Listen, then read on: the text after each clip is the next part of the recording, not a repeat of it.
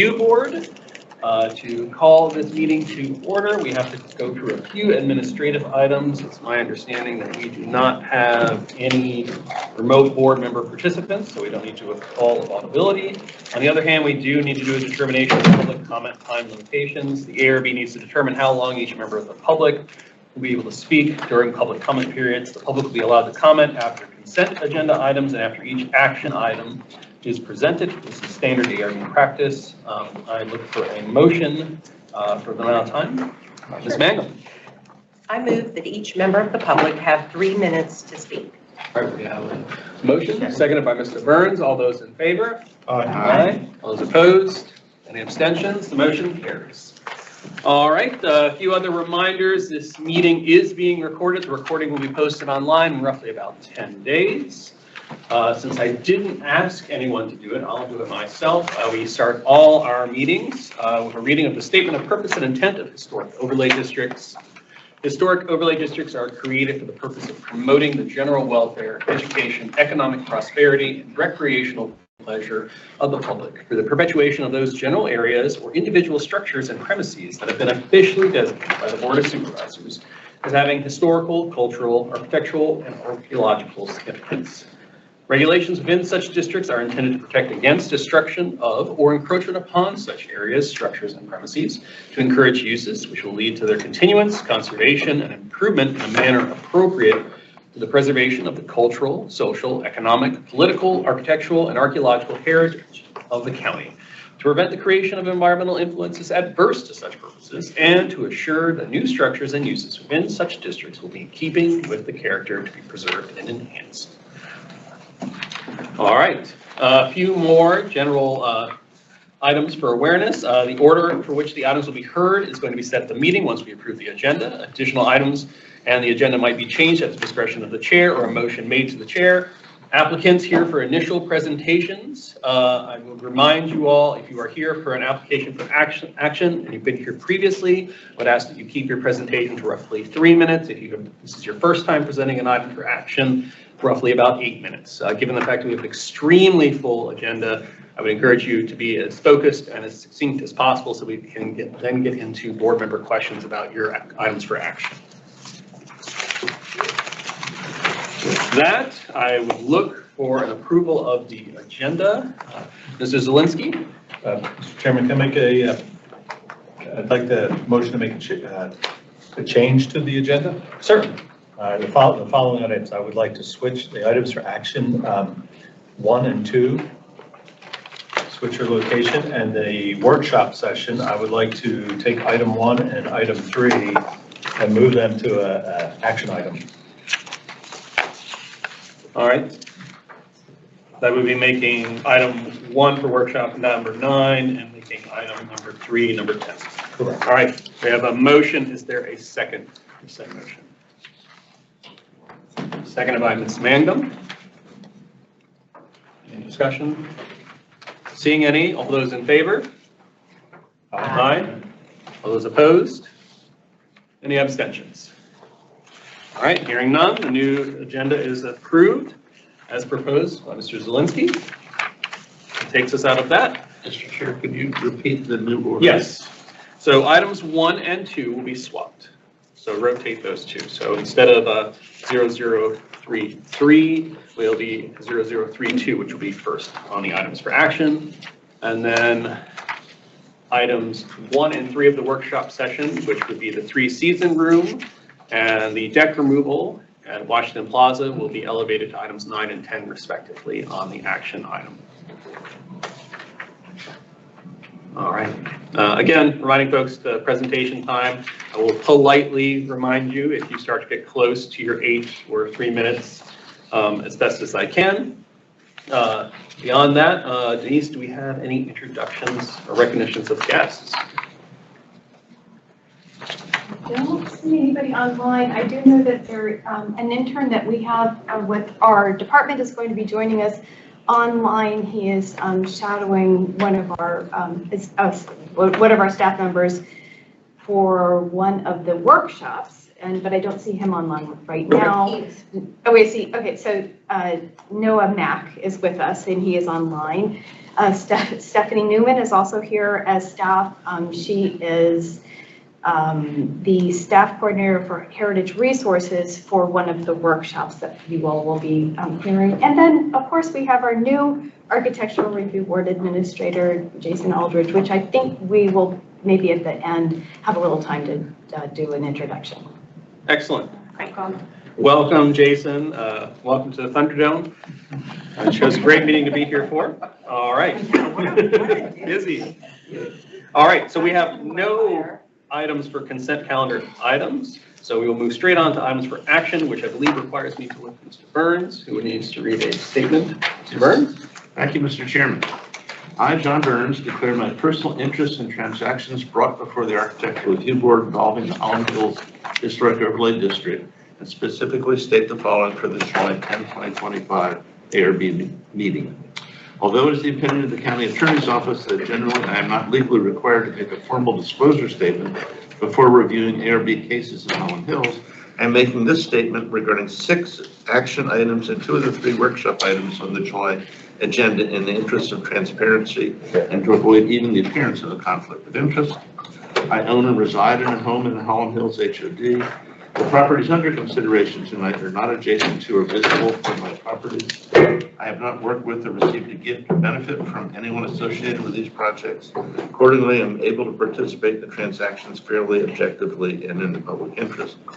For workshop item, now action item, ARB WK 2025-MB-0018 at 2407 Brentwood Place. I am a longtime personal friend of the applicant, Alan Warschauer, and live diagonally across the street from his house. Accordingly, I will recuse myself from review of his application. Thank you, Mr. Chairman. All right, thank you, Mr. Burns. All right, with that disclosure out of the way, this takes us to our first item for action, which was formerly number 2, is now number 1, ARB 2025 MB0032, 2207 Martha's Road, storm damage repairs, located at 2207 Martha's Road. This is in the Holland Hills Historic Overlay District. The applicant is proposing repairs due to tree damage to the house, including rebuilding the rear addition, roof, and ceiling repairs. Meredith LePen with Carbon Design Build represents the application. Yes.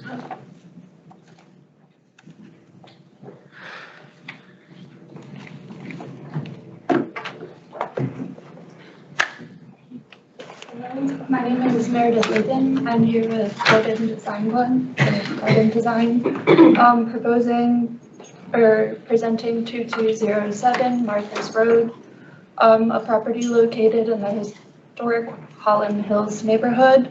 And in May of 2025, this property sustained damage during a storm by a tree. These are images of the property prior to the storm.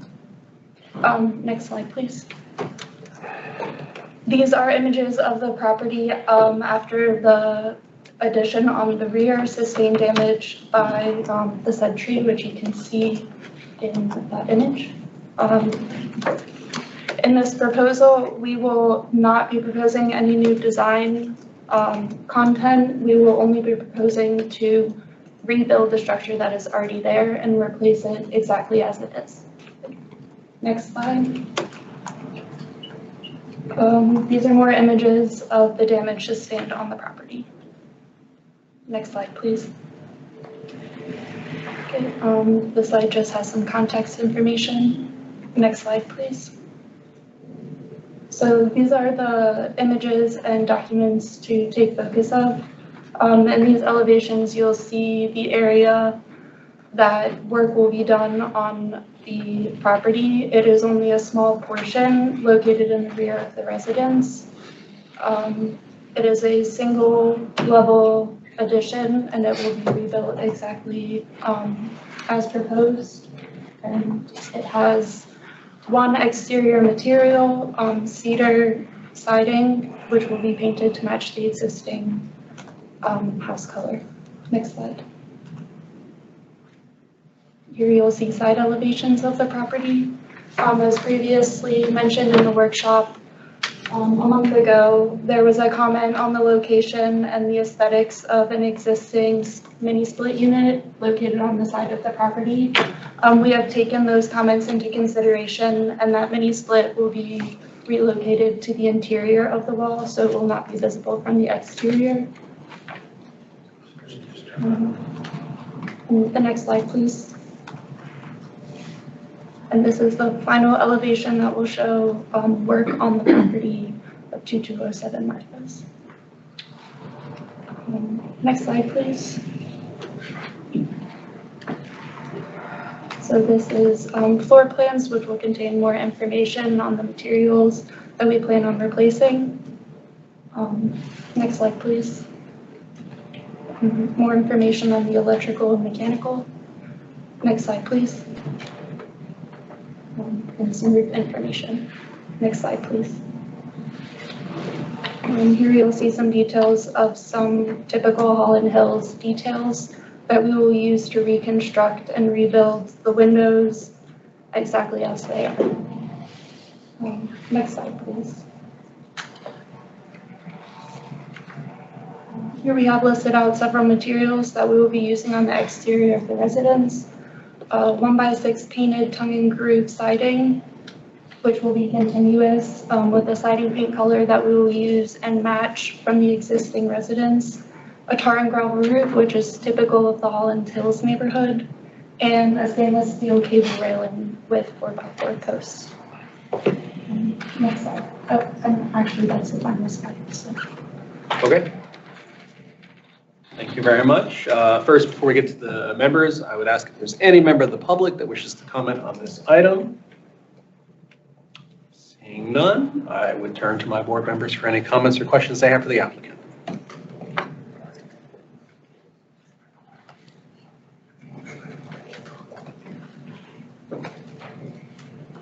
Oh, Mr. Burns? Okay. In the photographs of the overhang pre-damage, the overhang has a, let's see, we can get to the, yeah, you can see it has a tapered piece that supports the thinness of the edge of the overhang, but the detail that you have in your drawing shows a different detail. You said you wanted to do it to match, then which way are you going with that? Because the drawing says one thing and the photograph indicates it was previously a different shape. If you could please go to the details page. Also, the detail is for a downslope overhang. Yes. Yeah. So that is the standard detail that we have for this roof structure that is across this project. As we mentioned before, as I mentioned before, when we get into the construction of this, we'll be able to take a better look, but that is a standard detail for this house that we will be planning to use to guide. Yeah. Okay, so your intent is to use what the drawing detail is. The intent is to rebuild what is there. The detail that is shown is a general detail that has situations for the different overhangs throughout the structure. So we will be rebuilding what is there, which situationally has a 3-inch drop, a 4-inch over, and a 4-inch drop, which will be repeated in this detail as well as shown on the detail sheet. Okay, thank you. Yes.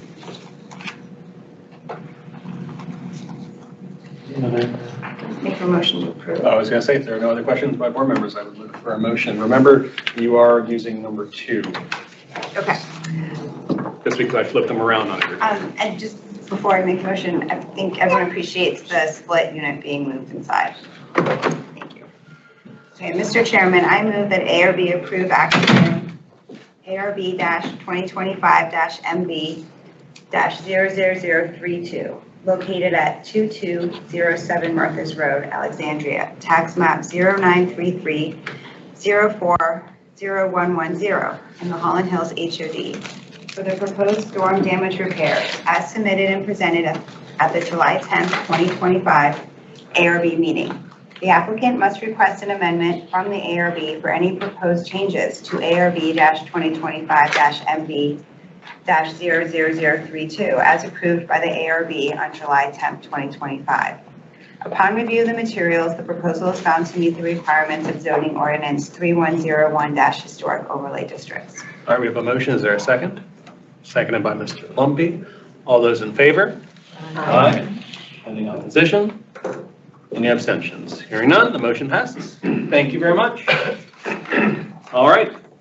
That brings us to our new number 2, formerly number 1, ARB 2025 MB00033, 2007 Marcus Road Storm Damage Repairs, located at 2007 Marcus Road in the Holland Hills Historic Overlay District. Applicant is proposing repairs to a tree damage on their house, including rehabilitation, a primary bedroom addition, and 2 levels at the front of the house, as well as additional work to address damage to other areas. Mr. Rai Brusco, property owner, represents the application. Thank you, sir. Yeah, so it's a little unusual, I'm the homeowner, but I know this house better than anyone because I spent the last 5 years painstakingly restoring it. When we bought the house, it was abandoned, it was the original owners. They were over 100, the husband lived to be 104 and the wife was 99. And we bought it from their kids that grew up there, so they were the only owners, so they had, it's like completely original. The addition you see in the bottom left photo, that was done by George Hartman about 10 years after the original structure was built in 1951. So it's also historical at this point. And we just literally restored everything to exactly how it was. And you know, this was obviously unplanned demolition. It was like as if a wrecking ball was taken to our house. The tree was over 20 tons. It was 250 years old, and I literally saw it get ripped out of the ground right in front of me, and my family almost got crushed, so we were like inches away from getting crushed. But so basically we just want to move back into the house as soon as possible, and you know, we have an engineering firm, a forensic engineering firm, right now doing a report. And I did share, I don't know if you have that diagram, but it shows the damage to the structure pretty well. It had the name Hubbard 3D on it. If you have that, I did share it. But I guess we could look at it after. So these are pictures I took in 2022 after, you know, we pretty much finished restoring the house. This was after we painted it. And these were actually pictures for a special permit looking at all the different directions. And if you could move to the next slide, this isn't really showing any of the damage. We might want to come back to this to look at what it looked like previous, but if you could just keep going to get to the, there we go. Yeah, so it's pretty self-explanatory. I mean, the structure is severely damaged, but we've had several people look at it and it can be repaired. However, this process, I will say, getting a permit 2.5 months after this happened, we have mold growing in the house now, so I'm not too happy about that, and I'd really like to get a permit as soon as possible. So we're trying to replace in kind and put back everything exactly how it was. So that's been cleared out since then. Yeah, I mean, there's not really much else to say about that. Part of the structure underneath, if you could keep going, there might be more photos. I guess not, but yeah, if you could keep going, I could actually point out. So part of that wall underneath here was damaged. This is a 1-foot-thick masonry wall.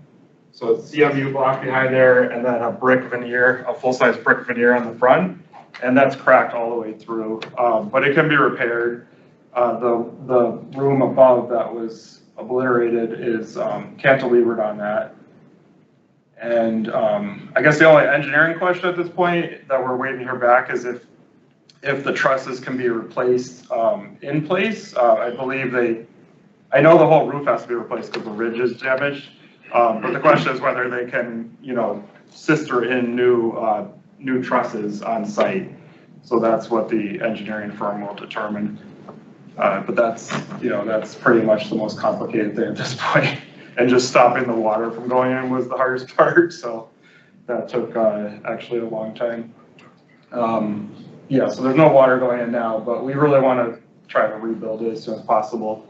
My kids grew up like while we were renovating the house, and well, my son is 5 years old and my daughter's 2. And she was actually sleeping behind the room there.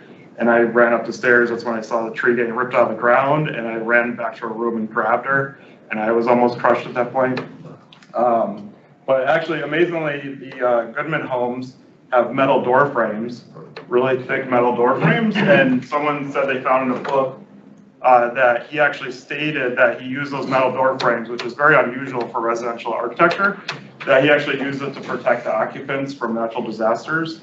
And the tree company said it was the largest tree they've ever lifted off a house around here, and that the house is literally holding the tree up from crushing us. So it's a testament to Goodman's architecture and the way the upper hallways are designed. It's very tight framing and it's very small. He did that to give more room to the upstairs bedrooms, and that actually, stopped the tree from crushing us. So I'm just grateful for that. And the only thing that I'm proposing that's different is I'd like to put party board siding on the house instead of this, which is there now. This is a sample. This is 76 years old, or it's probably been replaced at some point, but I believe it's cypress. And I was able to obtain this back in 2022 from Smoot Lumber in Alexandria, and they shut down. They were there for over 150 years. And that's where most of the materials were sourced for Holland Hills homes back in the 40s and 50s. I could pass this around. You could see, you could literally snap that in half with your hands. I broke them several times when I was replacing. Before we painted the house in 2022, as you saw in those photos, if you put a nail in there, it just splits the board open. So you have to actually drill it. And this is what it took off the house. You can see it was much thicker back then. But basically, the other big issue is we have the stream going through our property that, if you could go ahead, I could show you on the site. Actually, could you go back to the site plan? If you go back up. Are you able to zoom into that site plan? So you see the blue line there, it says creek variable. That's actually Little River Creek, I believe it's called. And that goes for 14 miles through Fairfax County, and it just happens to cut right through our yard. So it actually cuts through the neighbor's yard at the end. And it's that corner of the house where you saw that bay window. I was replacing some of that siding back in 2021, and I took off a piece that was broken, and termites literally just started pouring out of there. So we had to get a big termite company out there. We took care of that. However, I don't really want to put wood back on the house. We were planning on doing this anyways, because you have to paint it like every 5 years. It's already starting to peel off because of the moisture. We pretty much live in a wetland. And then also that party board comes with like a 15 or 20 year factory baked enamel. It's a factory paint. And so it's just, at Goodman, he, experimented with like the Alcoa house, for example. He designed houses with renovations in mind, the way Mr. Burns has talked about the bays and, are designed for renovations. And he was really about new technology. I think if he was here today, I don't think he would want that cedar wood from the 1940s put back on the house in this situation. So that's the only thing I'm proposing that we change.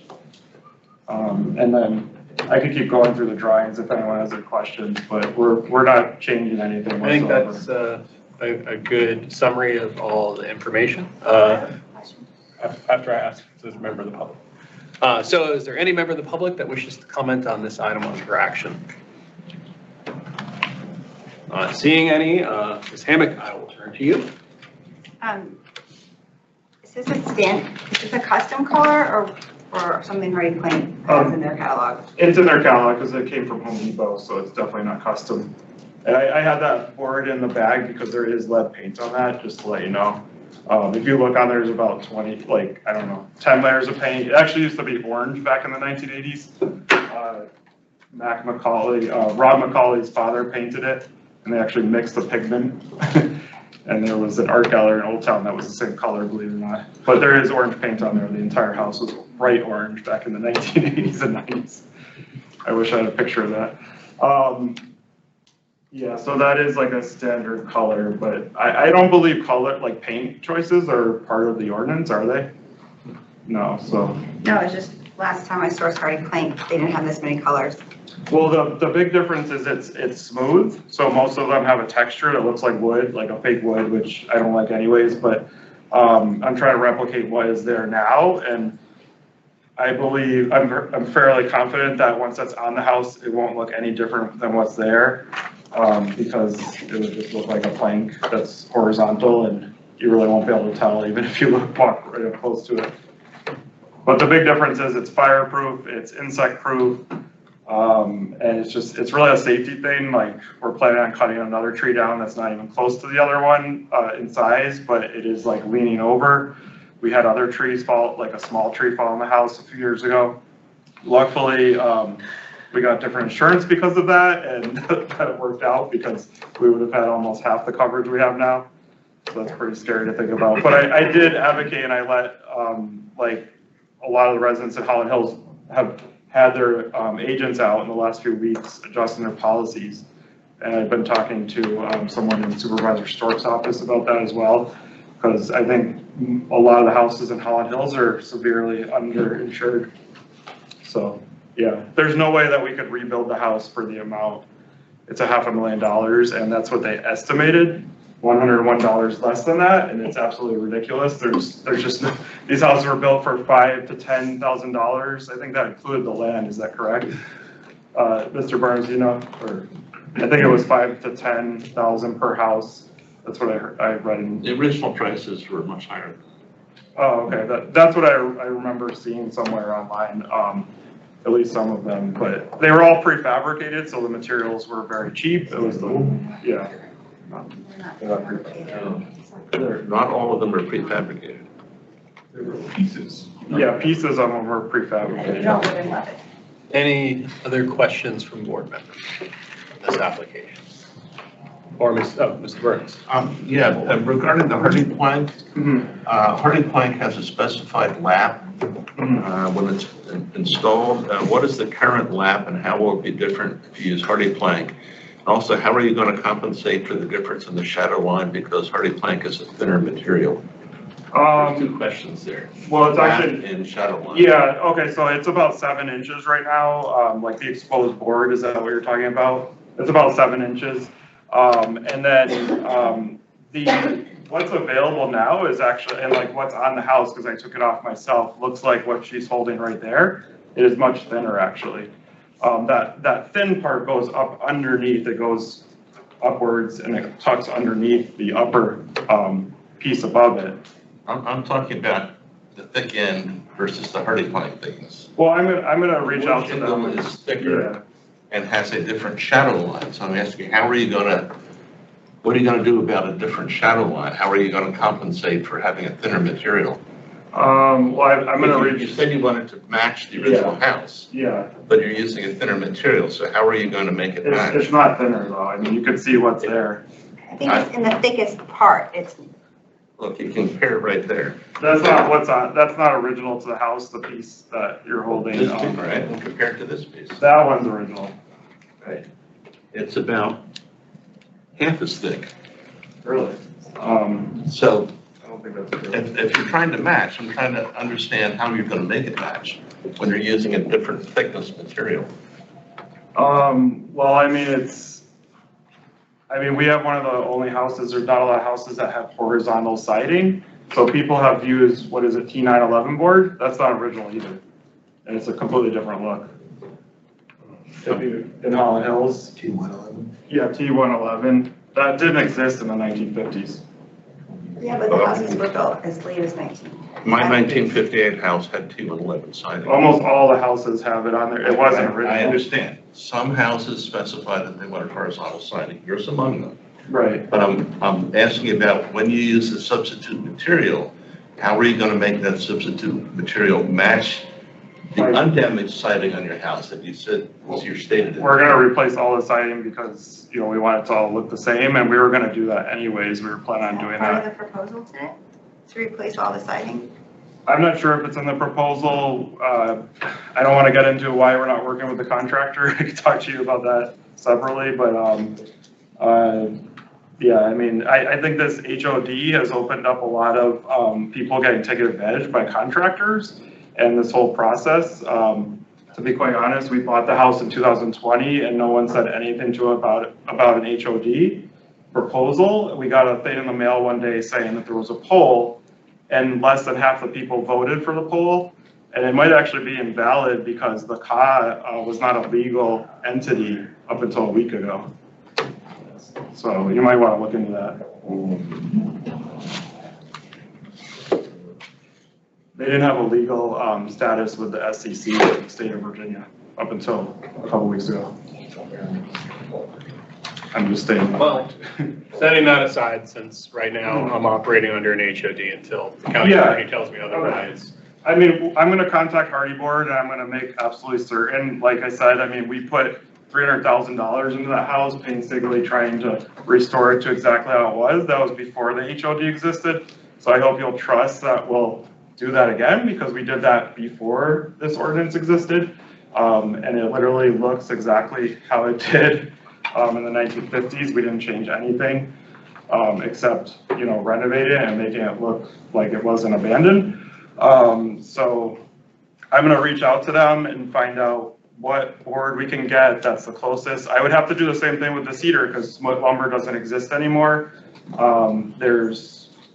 I mean, that was the closest thing I could find in 2022 was that beveled one, and that was actually from smut lumber.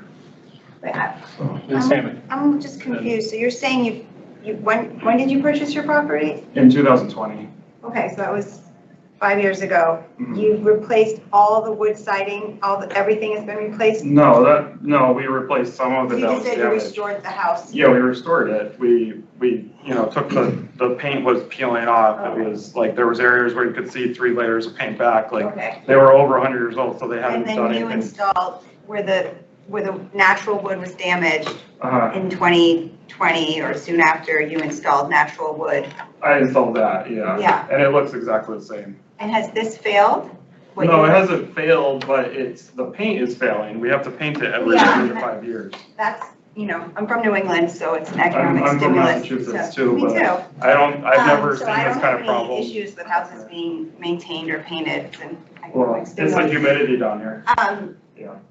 Yeah. It's not the same. I know, I miss Massachusetts too, but, so the natural wood that you installed 5 years ago has not failed, it just needs to be repainted? It needs to be repainted, but there are some areas that are actually rotting away, especially near the stream side, because it's so close to all that moisture. There's actually boards like on our shed that are exactly the same that have just fallen off, and the tree hit there, and just from the tree hit the top of the tree, some of the boards just fell off. And you don't think that moisture could be addressed by addressing your gutters, downspouts, and some water? We've done all that. We've even had, like, when we bought the house, I had a structural engineer look at it because there was a crack in the wall. And they said, you know, that's the most important thing, to keep the water away from those walls. And I put plastic and gravel in some areas and got the water away from the house. I don't think your proposal today, the proposal, the way I understood it, is that it's for the repairs associated with the tree damage. It's not to replace all the wood on your home with hardy plank, but that's something that you want to do down the line. And that would include taking off the wood you installed in 2020 and putting hardy plank in its place. Half our house was demolished, so there's already, I mean, it's 60 years old and it's 76 years old, the original part. So we're not gonna just like put new siding over something that's broken. Like, I mean, we're gonna put better insulation in there, and we wanna do it right. So there's no sense in doing just the front of the house when, you know, I mean, there's areas, if you could go back to the pictures in that addition, the whole roof caved in the addition. So the tree literally fell across our entire house. So what percentage of your house, So I just want to show you what I'm talking about. If you could, it's not those pictures. Yeah. If you could go back to the beginning, please. There's the first page. So that shot on the top left, if you zoom in a little bit there. So the top of that chimney was damaged. That's the extent. It went across the entire house because that tree was so large. And our bed was in that room, like that's the master bedroom, and the ceiling collapsed on it. And there's been water pouring in there for a month and almost 2 months now. Anywhere else in Fairfax County, we would have been able to get a permit within 2 weeks. So that's why I'm frustrated, because you're here to preserve historic architecture, and currently you're doing the opposite of that by like making us wait 2.5 months to get a permit, because we have black mold growing inside the house now. so if you could just go zoom in on a picture showing the current condition and all the damage, please. The current, okay, so you Yeah. have to go a little further down. Yeah. Yeah, so it's really hard to see anything there. So This is original to your home, right? What I'm holding, the original burnt Yeah, wire that piece? came off, like, right below where, if you go down a little more with the mouse, it's like right around the corner there, that came off What- the wall. And I know it's probably gonna be a small percent, but just for clarity, what percentage of your home maintains this original? The entire house has that on it currently. Well, that's intact, Oh, that's it? Yeah. I don't know, maybe half, like around half. around half. Okay, Yeah. that's all, thank Like you. behind that tarp, the wall going north to south, opposite of those clear story windows, has cracks going down. The whole entire wall is pushed away from the house. It's not just something that we can repair. There's severe structural damage. All right, Mr. Plumpy. Sure. I just wanted to clarify something here, is that the applicant sounds like he needs a permit to move along in the construction of his house. Could we by chance give him a approval for that permit process, with the exception if he comes back to talk about the siding? Because it sounds like the siding answers are not all answered here tonight. I'm happy to do that because we could do that even after we move back in, like when the envelope's back. But not having an envelope on the house is causing tens, that $300,000 we spent was aesthetic, like restoring the inside plaster walls. Yeah, sorry, That's okay. I really appreciate your comment. That's my. I mean, obviously, the board can place modifications on any application. I just want to say that's entertainable, that's all. And that the board, I mean, that's at the discretion of the board's making a particular motion. Yes, I Mr. think it's Kalinsky. clear by our last applicant, if we want to see these homes restored as quickly as possible, Yeah, we feel for what you've gone through, except the last applicant was going to repair and replace in kind those materials. You're throwing a bit of a monkey wrench at us with, well, I want to do it with a different material. they renovated the house recently.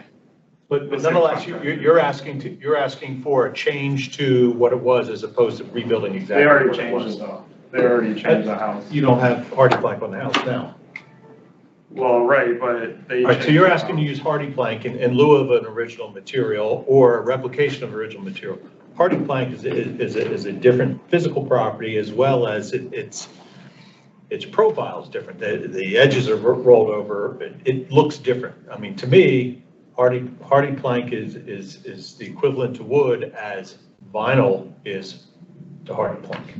I mean, it's just not it's not an in-kind material. It's not a like-kind replacement. It's a lesser. It's going to look exactly the same though. I mean, you can't really see our house on the street. I'm stating here, we want to see this thing repaired. We want to help you. But if you're going to ask for changes and adjustments, then we're going to have to either continue this debate, but it may end up continued and resolved tonight, but it may not be resolved tonight. I mean, if you What don't I'm give us offering some is what Joe is offering is if you're willing to move ahead and then bring it back as a separate matter, you'll probably be able to get your house enclosed and protected much That's all I sooner. want to do right now. I mean, I don't really care about the siding at this point. I just was bringing it up because if we're spending all that money, it doesn't make sense to put something on there that's not, it's inferior to what is there now. It's, I mean, Well, the original wood is on a lot of the other houses in town, and it has lasted 76 years. they don't And have that's a stream going through their property, sir.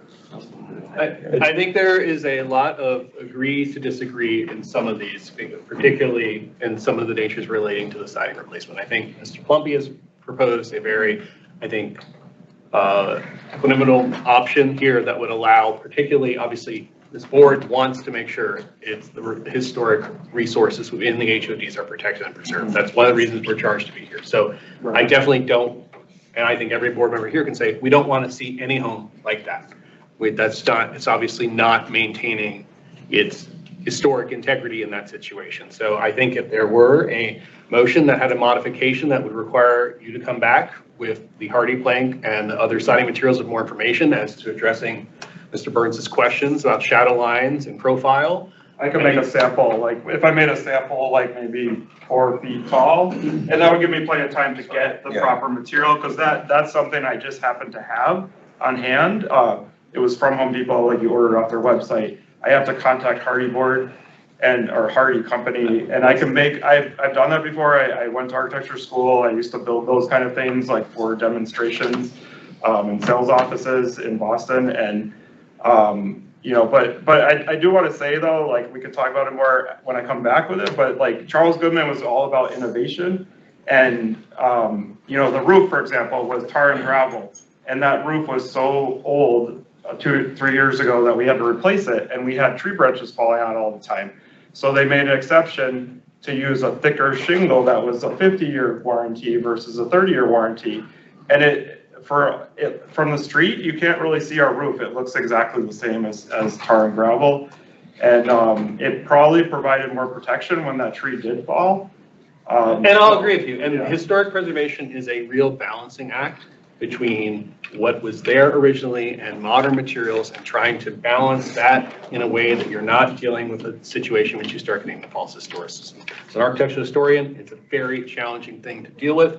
As a homeowner, it's even more challenging because it's the space you have to live in, so I fully recognize that. I also would like you to appreciate everyone on this board here is a volunteer. We all drove here from our various homes. We all are not getting anything paid to us by the county. So there is no one in here, sitting on an application. This board, makes a discretion. I also think the situation has taught a lot of valuable lessons to us about what we can do regarding emergency situations affecting our HODs. And it's something that we're going to work with staff to possibly consider. But I think that's probably the best pathway forward. So unless there's any other questions, I would entertain. Could I say one thing about that?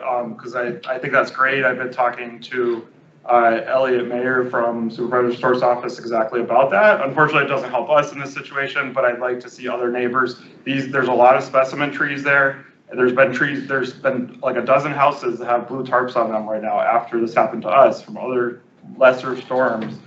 And I'd like to make Revit details of every detail, because it's not a lot of them, and provide them on the some kind of website where people could actually use those in an emergency situation to rebuild their house. Because I already have the details for our house, and there's not a lot of details. It's all just modular and it's replicated. Like the window wall, for example, that's exactly the same throughout Holland Hills. So there's no reason to not have some kind of set of details that people could actually download and give to a builder or give to an engineer that they could use to fix it quicker. Like we could have had this, sealed up much quicker. And our kitchen that we renovated in 2020 the ceiling has collapsed now because they couldn't seal it up. So that was all custom walnut cabinets, and the ceiling collapsed on it, and it wasn't damaged from the tree. Mr. Plumpy. Sure. If I could, I'd like to make a motion for Yes. approval with modifications. Unless there's no other. If there are no others, yes, Mr. Plumpy, you may make a motion. Mr. Chairman, I move that the ARB approve action item ARB 2025 MV 00033 located at 2007 Martha's Road, Alexandria, tax map 0933040072 in the Holland Hills HOD for the proposed damage repairs as submitted and presented at the July 10th, 2025 meeting, with the following modifications: that the applicant comes back at a future date to thoroughly describe and provide samples of the proposed siding that is proposed for his complete renovation of his structure. The applicant must request an amendment from the ARB for any proposed changes to ARB 2025 MV 00033 as approved by the ARB on July 10th, 2025. Upon review of the materials, the proposal is found to meet the requirements of zoning ordinance 3101 historic overlay districts. Yeah, the motion, is there a Can I second? suggest an amendment? Once I get a seconded, then absolutely. I'll second this. Seconded by Mr. Burns. Ms. Hammack, I would would you like like to propose? To suggest that when the applicant comes back, and in addition to bringing samples of hardy plank, a mock-up of how the wall section we put together, at least 2 rows. I said that when you were, when you stepped out. I'm gonna make an actual 4-foot tall mock-up. Okay. But a mock-up be provided to present. Yeah, please bring that with us. Both of the original and the new option. It's gonna take us several months to even get to the point, we have a lease for 6 months on a house, so it's gonna take us close to a year to get to that point where we'd be putting siding on. Is that acceptable? I accept that, yes, sir. Is that acceptable, what, seconder? Mr. Burns, all right. We have and Mr. Burns. Another amendment? I have a friendly amendment I would like to propose, in that the materials that be brought back to the ARB be all exterior finished materials? Because I assume you would like to use PVC on your corner boards and stuff like that, so I would extend it to not just siding, but the exterior finished materials. Every material on the outside of the house? Our purview is the outside of the house. We have no say over the interior. Okay. Do the best You you can can. get it sealed up.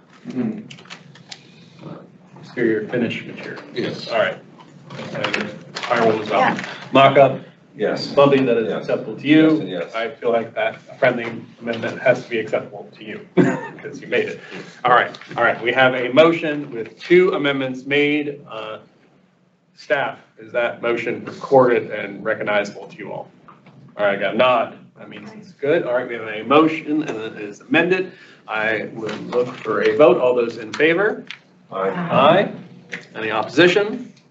Any abstentions? Hearing none, the motion carries. Thank you, sir. Okay, thank you. Good luck for the information. Okay, thank you. All right, that brings us on to. Sorry, it's like so personal, but it's hard to look at those pictures. Thank you. Every time there's a thunderstorm, my son is freaking out and stuff. No problem. Thank you. Thank you. All right, we have ARV 2025 MB 00070, 1914 Martha's Road storm damage repairs. This is located at 1914 Martha's Road in Holland Hills Historic Overlay District. The applicant is proposing to repair existing roof damage that occurred through a tree collapse during a storm. Ms. Christine Kelly represents the application. Ms. Kelly, good to see you. You as well. Good evening, everyone. I'm Christine Kelly. I'm the architect for the project to repair a portion of the front facade at 1914 Martha's Road. And I'm here with Don and Judith Dahlman, the owners, and also we have our contractor here, Robert Fina, who has operated Fina Construction for the past 40 years and specializes in construction in Holland Hills. So we have our team is put together. During the storm, and may I have the next slide, please? That damaged Rise House, a tree came down and hit the front facade right here at the kitchen and dented the frames of the windows and broke the glass. May I have the next slide, please? I have some pictures of the damage. We looked for a photo of the house before the damage, but couldn't put our hands on one, and I wanted to get this submitted quickly to meet the deadline for your review. But to show you the damage, where the tarp is the kitchen windows that are damaged under the tarp. And may I have the next slide, please? There's some more exterior photos of the damage to the roof line. And the next slide, please, are some interior photos. You can see where the windows are broken here. And then there's some damage to the sheathing. And then the next slide shows some damage that Robert Fina found to the trusses that we're working with an engineer on the best way to repair the trusses. And the next slide, please. We are replacing with the existing materials. There's a white TPO roof. The siding is a 1x4 tongue and groove fir siding that's painted. I do have Marvin windows on here, but Robert, after I submitted this application, Robert informed me it's actually Anderson windows which are the windows that are in the existing house. So I'd like to ask for an amendment to use Anderson windows. The next slide, please. This is an area showing where the major damage was done. The next slide, please. This is the area of the roof that will receive the new TPO to tie in with the existing roofing. And the next slide, please. This is another view of the floor plan. And the next slide, please. Then the roof line that will be repaired.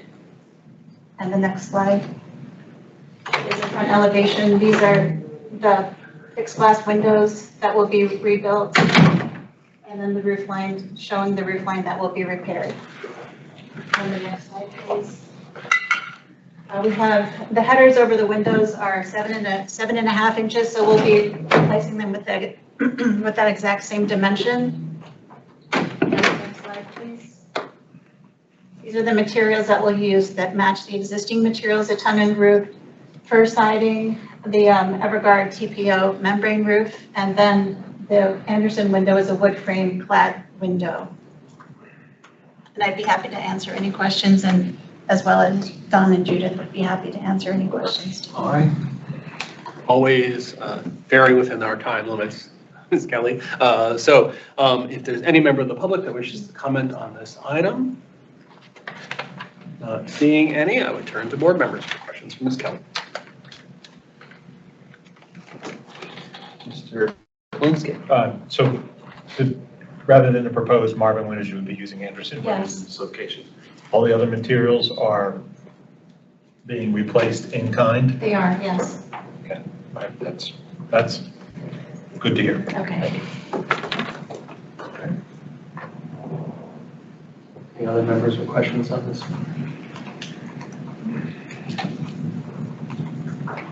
Not seeing any, and if there aren't any, I would entertain a motion.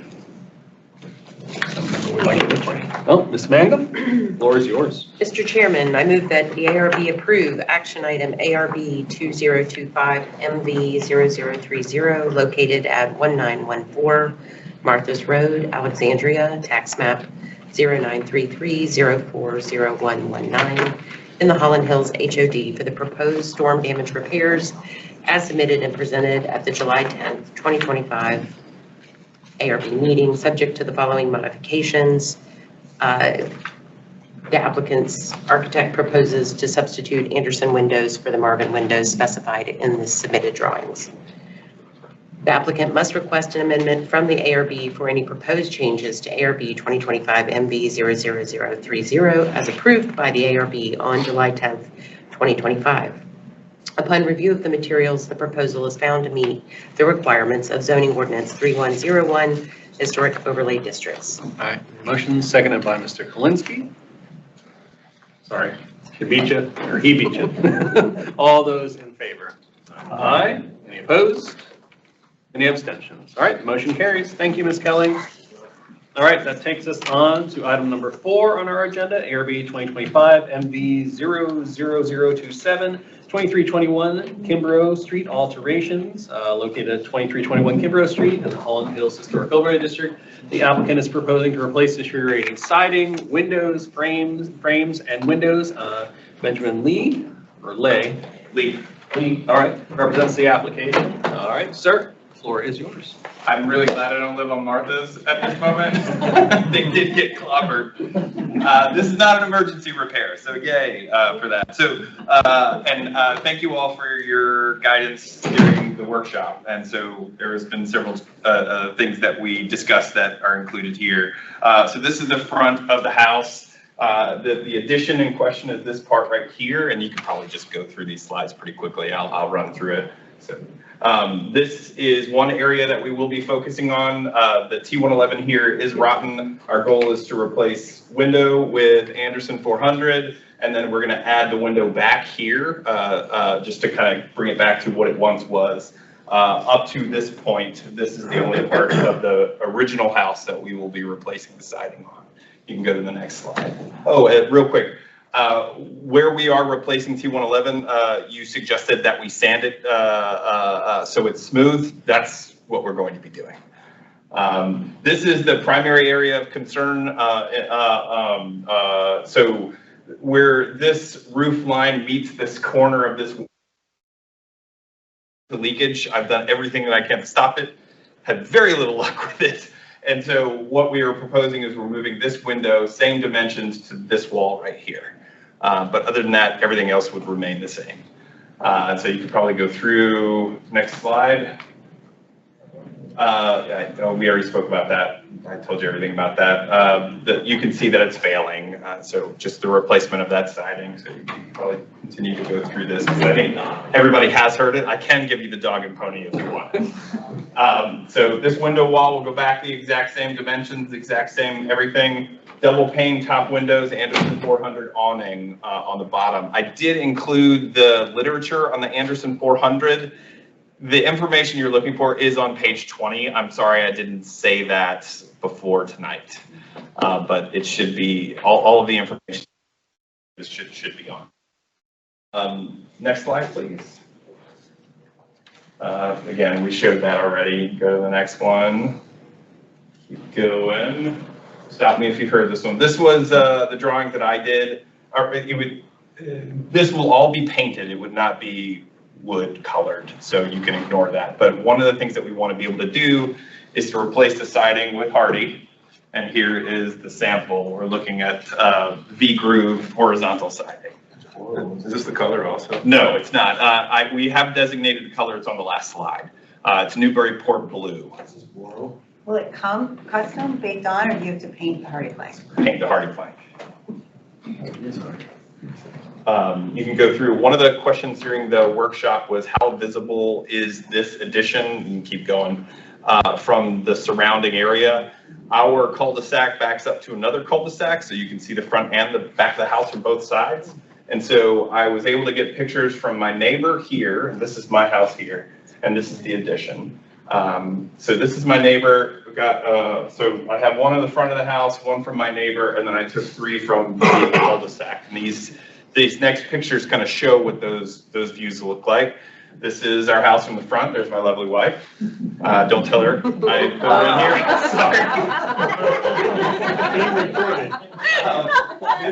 here. This is a picture from my neighbor's house. He looks down over top, and this is the area that we would reside. Is that from inside his house, or? It is, yeah. Oh, okay. So not like his back. Does he know that you took the, no, He actually took this picture. Don't make it weird. Here is the first picture from the cul-de-sac, and you can see here, it's a little more visible during the winter time, but you know, and so I just kind of walked down. This is my backdoor neighbor, and next slide will kind of show you a look down his driveway, and you can see the addition here. One more. Yeah, that's my son's room right there, and my office is right there. So yeah, so it is visible from both. And then you could probably just roll through the rest of this. Anderson 400 series windows, page 20 of that document that I added in there. With the addition, that's where we discussed doing hardy plank, their tongue and groove. I'm blanking on, artisan siding V-groove. Now that V-groove siding would only go on the addition. The existing house would be T111 to match exactly. Additionally, they would be sanded to remove the rough finish, and the color of the existing house would stay the same. We would only be painting the addition a different color. And then you can kind of roll through that. This is kind of what it would look like, but the color we're looking at is Benjamin Moore Newburyport blue, which is roughly akin to a navy-ish blueberry color. And yeah. All right. If you're interested, the SketchUp model is here, and then there's photos that are accessible. Thank you so much. Is there any member of the public that wishes to comment on this item for action? Hearing none, I would turn to the board members for any comments or questions they have of the applicant. Amy? Sort of a selfish information gathering question, but the previous applicant was saying that the hardy with the baked on factory finish had a certain number of year warranty. If you paint it yourself, do you waive any type of finish warranty with the hardy plank? I doubt that. So I don't think they will offer a finish warranty. I think that what my expectation is we desire to have a relatively custom color. I could get a baked on finish, but then I would still have to paint it anyway. Okay. No, I have no, I mean, I remember when hardy plank came out, I'm not old, and there were 5 colors. Remember, it was like yellow and blue and green. Everyone was like, well, these are the only colors they have. So I'm happy that it can take paint. I just was curious, like, are you then looking at the same problem or how the applicant perceived it was a problem that you have to paint it every 5 years? You don't really know how often you have to paint hardy plank. Can I answer that question? Yeah. I have hardy plank in my house. Oh. And paint it every 20 years. 20 years, It's okay. fine. And I measure more paint, so it's good. Okay. My last house had a similar scenario, and they bought the yellow version of that. And I take issue with saying that we're old because we're not. But the installers, when they put it up, they chip it and then they have to repaint it. Yeah, anyway, okay. And then I just wanted to say, I love the keyed-in photo map where you label the photos and you put it into the map, that's excellent. We should like save that to our website with your permission as an example, because I just think that's really helpful and transparent. So I appreciate it, and I don't have any concerns with the proposal as presented. All right, any other? Polinsky? This is more just going on a record. That is the artisan series at Hardy Plank. That is a whole nother level above the regular. I priced it out and I did have a heart attack. I'm better now, but Every 20 years, every 20 years. Floral Products makes a similar version, which is very good, but you know, what we were shown earlier in the evening, I'm saying it's not acceptable to me in Holland Hills, but an artisan series is a reasonable substitute. Well, also, and this is not, I mean, this is a arguably significant addition, but it's not the original, and it's going to be seen from great distances, which I think affects the visibility, the ability to perceive change in material is affected by how it's. All contributing factors why this is very appropriate.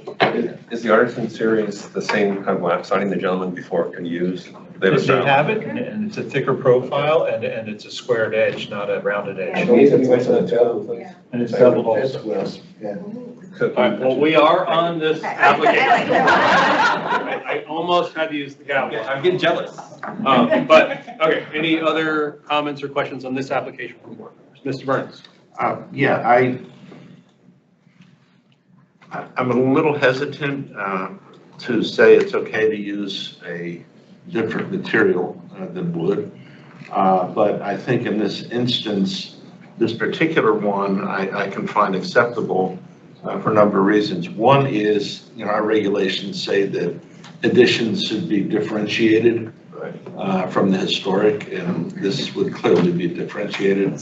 Also, the fact that this will be horizontally applied, while the striations are horizontal, the P111 that has the water problems is vertically oriented. Again, differentiating the addition from the historic and drawing a distinction between the two is, I think, in this instance, works in the favor of preserving the historic character of the original and the historic character of the later edition.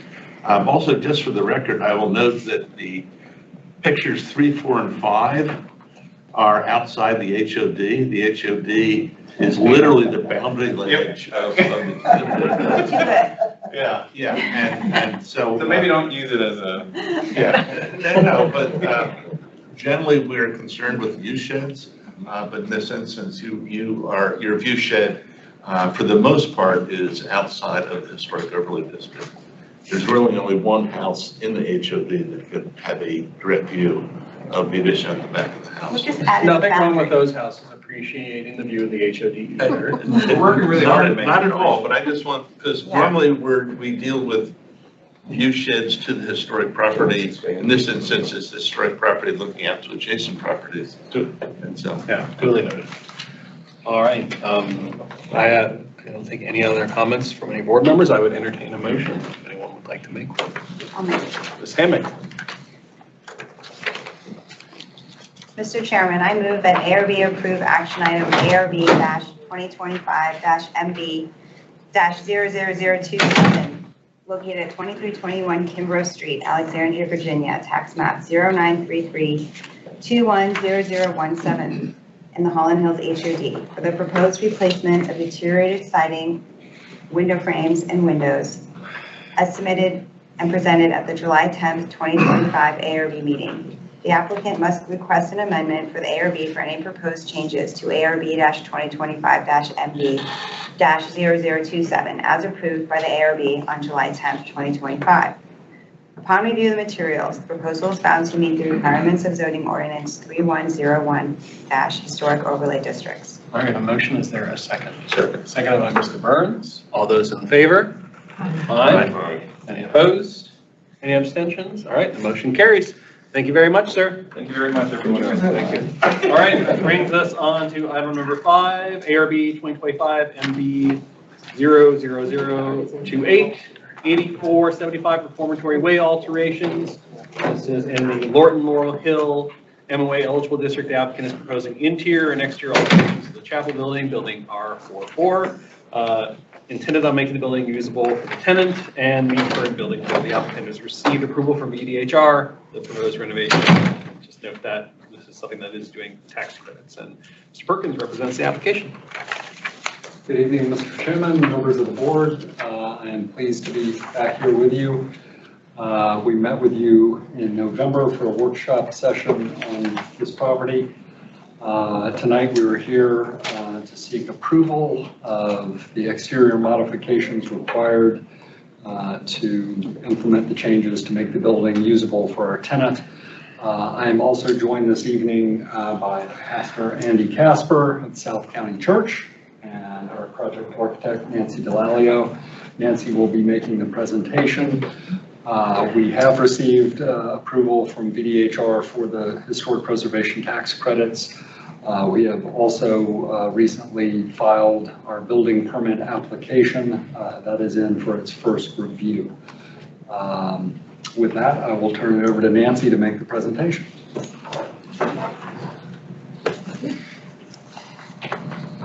We have the church building that's existing, the chapel historic, and it is the two exterior changes that we are looking for your approval on are the new exit stair from the basement, serving the basement area, so there would then be two legal means of egress from the basement space, making it usable for the parish and the classrooms that are down there for Sunday school. And then the other is a new handicapped accessible entrance to the main level of the building.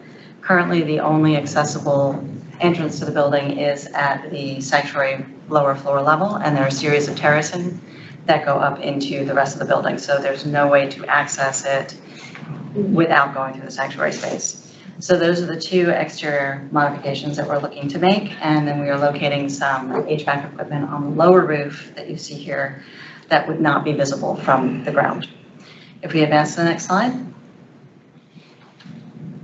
This is the site plan. The curved wall would be this one here. And we have the new stair coming in on one side of that access ramp on the other. If you advance to the next one, you can see that better. This is the low roof. Can we go to the next slide? There you go, that's the end. Let's back up, we'll do the roof stuff and then we'll move in sequence. We're looking at locating some new equipment on the roof. None of them are taller than 48, 49 inches tall. And they are set way back from the edge along the higher wall line of that mezzanine upper level. They will penetrate low into the sidewalls and then serve in and move vertically within the building. So if you advance to the next slide, you'll see I made this wall up here transparent so you can see where they're sitting and how high they are. So they're modeled at their true height. And that's what your sight line is from the same vantage point on the front side. So you can see how that would work. It would not be visible. And the next slide, please. And then this is where we have the new egress stair here on this side, and then the new ramp and stair here. So this is our reception space coming in. We have an existing egress stair on this side that's built into the width of the brick wall projections and sits within the footprint of the planter. There is an existing matching planter here, the same dimensions, and we're proposing to do the same thing here on this side. So taking the exact condition and replicating it on the other side so that we have our length of travel egress requirements needed to utilize the basement space. And then the ramp is replacing an existing stair that is there and adding the ramp component. So if you advance to the next slide, that's the basement area where you can see the egress corridor coming out and up, and then you have the footers for the new ramp here. And then the next slide. That's the existing stair out the side. You'd be removing that, replicating the railings so they match what's already on the building, and then running the ramp down this way. So staying out of the existing sidewalks and tucking it in as close as we can to the building to minimize how much it impacts the site. Next slide. And that's a view of what the new ramp would look like down that side. Questions? We'll let her do the full, this is the applicant, we'll let her do the full presentation, we'll get the questions. So this is the existing stair on the other side in that planter depth. So you see we have the railing here, and then you have the rest of the planter. That's what we'll replace on the other side. So we're going to cut back the existing planter, save those bricks to reuse to clad the front. That we would be, to make up what we're disturbing in the demolition. And the next slide. And that's that existing planter that we would be modifying. And then the next slide. And that's a detail through that section wall to show the masonry and then the new cladding, using as much of the brick that we can salvage to stay true to the historic character of the bricks. And that's it. All right. Is there any member of the public that wishes to comment on this item for action? All right, seeing none, Mr. Plumpy, you had a question? Yeah, just real quick question. The first entry that you showed where the existing stair has a ramp, so the existing stairs will stay, they just have a ramp coming off to the side of it. Well, in order to get the clearance we need for the door You're gonna swing, rebuild that plane? we're going to rebuild the landing. Concrete? Okay. It's concrete now, we're replacing it with concrete. All good, thank you, that's it. All right, any other questions? Ms. Hammond? Have you sourced the brick that you'll need to create the planter and the? Well, we're going to salvage what we are removing for that section of wall to get that down. I love an adaptive reuse. Any other questions from members of the board? Again, as always, fantastic presentation. I always appreciate it. Mr. Burns? Just one comment. It may be hard to match the concrete color, so you're gonna have to work with your contractor to get a reasonable match and the aggregate and the finish and stuff like that. Other than that, if that's done well, it'll be almost seamless with what's there. So, and I can't tell you how happy I am to see this building continue. Absolutely, I think the symmetry created will suit it. And even being used for original purpose too. Not that I don't mind an adaptive reuse, but it's the fact that it's actual continued use that's biggest claim for historic properties when it continues doing the same thing. And meet current AD requirements. Yes, and meet current requirements, so Stay in place. great. If there are no other comments from board members, I would entertain a motion. I'll make a motion. Mr. Burns? Mr. Chairman, I move that the ARB approve action item ARB 2025 MV 00028 located at 8475 Reformatory Way, Wharton, tax map 107109 in the Wharton Laurel Hill MOA eligible district for interior and exterior alterations to the chapel building, R44, as submitted and presented at the July 10th, 2025 ARB meeting. The applicant must request an amendment from ARB for any proposed changes to ARB 2025 NV 00028 as approved by the ARB on July 10th, 2025. Upon review of the materials, the proposal is found to meet the requirements of the memorandum of agreement of the Wharton Laurel Hill eligible district and zoning ordinance 3101 historic overlay districts. We have a motion. Is there a second? Second by Ms. Hammack. All those in favor? Aye. Any opposed? Any abstentions? Motion carries. Thank you very much. We can't wait to see it open. Thank you so much.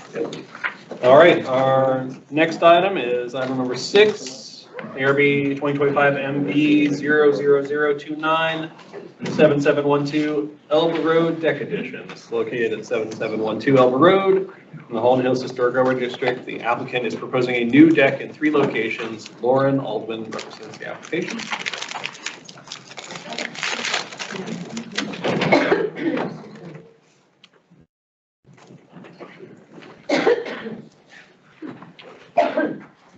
All right. Hi, everyone. Good evening. My name is Lauren Edelman. I'm a landscape designer with Wheats Landscapes. And disclosure right now, I feel a little bit unprepared. I was under the impression that a Ms. Sombro is going to be presenting for us tonight, and I don't even have my beautiful design up there. So I apologize very, very severely. I'm very proud of the work that I put together for the homeowner, Mary Gretchen. who joins us this evening, and this is my first rodeo. So be kind to me. I do have a printout of my design, so I can pass this around if you like.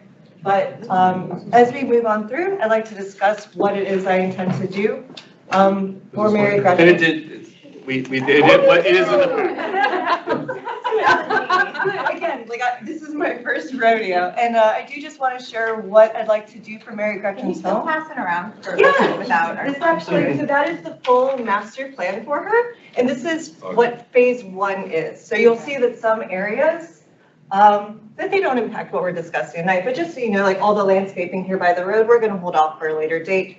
We're really focusing on what's happening back and around here for the home. And what we are here to discuss this evening is going to be her decking project.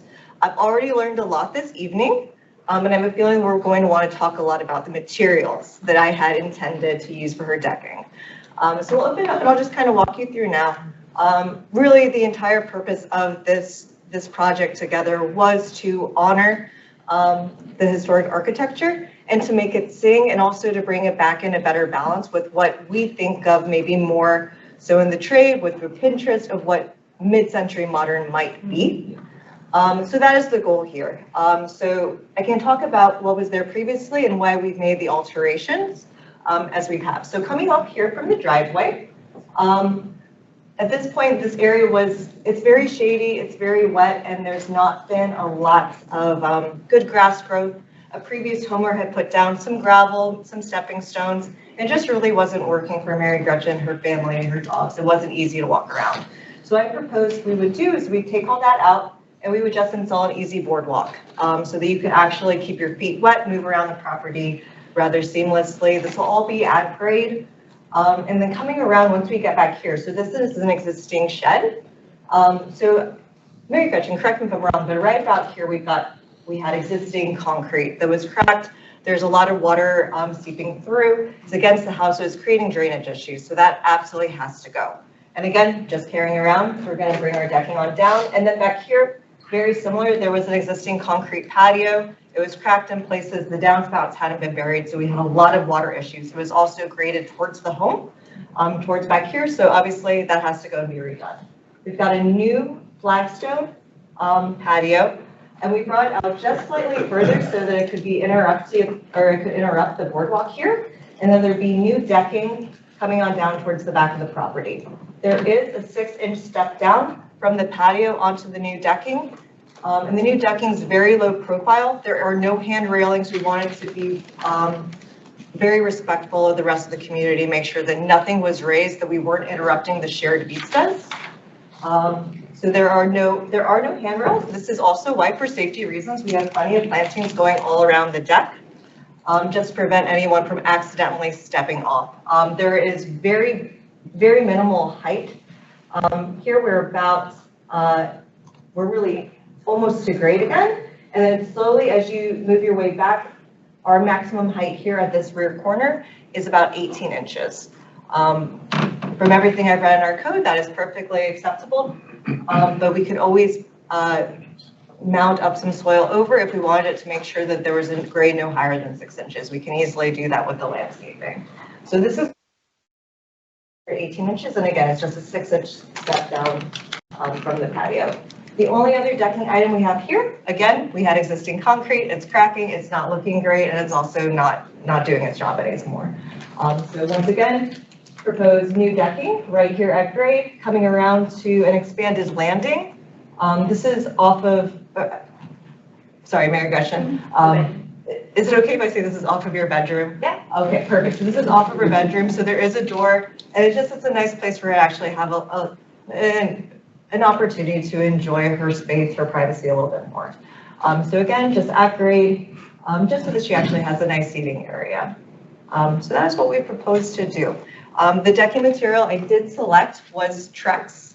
It's the color Tiki Torch, which is like a nice warm brown. It's there's my elevations. Those are home. Sorry, first rodeo. I don't know how I'm supposed to be doing this, but I hope that this is helpful for everyone. So again, this is our 18 inches. If you were to stand at the rear of the property and look on up, you would see just a small bit of grade. And then this is a side profile if you were standing in the yard. here's where the patio is, so there is just that little bit of a step down. All right, and that's the front. And so if I come in closer again, if it's helpful, so this is where that last deck we were discussing off of her bedroom is. You can see a little bit of the concrete there that's not working for us. So we just want to have a nice seating area, eventually landscaping in front, so that it is a little bit more hidden. There's a little bit more privacy. But everything's going to be very low profile. It's not going to be raised. It's still going to be, you know, somewhat offset away from the road. All right, and then here's the patio, and then right back here, next to the shed, this is where the new deck will be. And again, you can see how there is a little bit of grade fall, so just in order to make it a nice level seating area, we do have to just have a bit of a raise at the rear.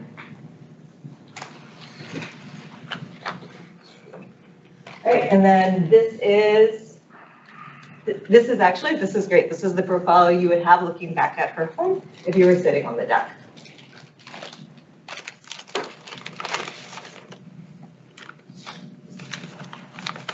All right, and this is actually we're on the opposite side of the shed now. So this is where the original or the initial boardwalk I was discussing is going to come. You can see how there's been just a lot of mud and how it's not easy to walk on through.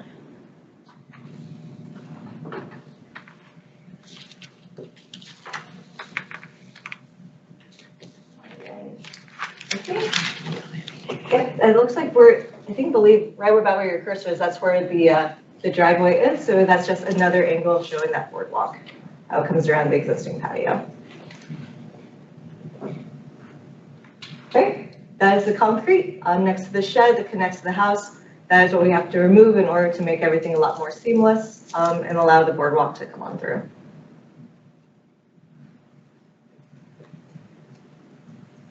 I believe that is also, yep, so that is where the new deck is going to be, right next to the shed.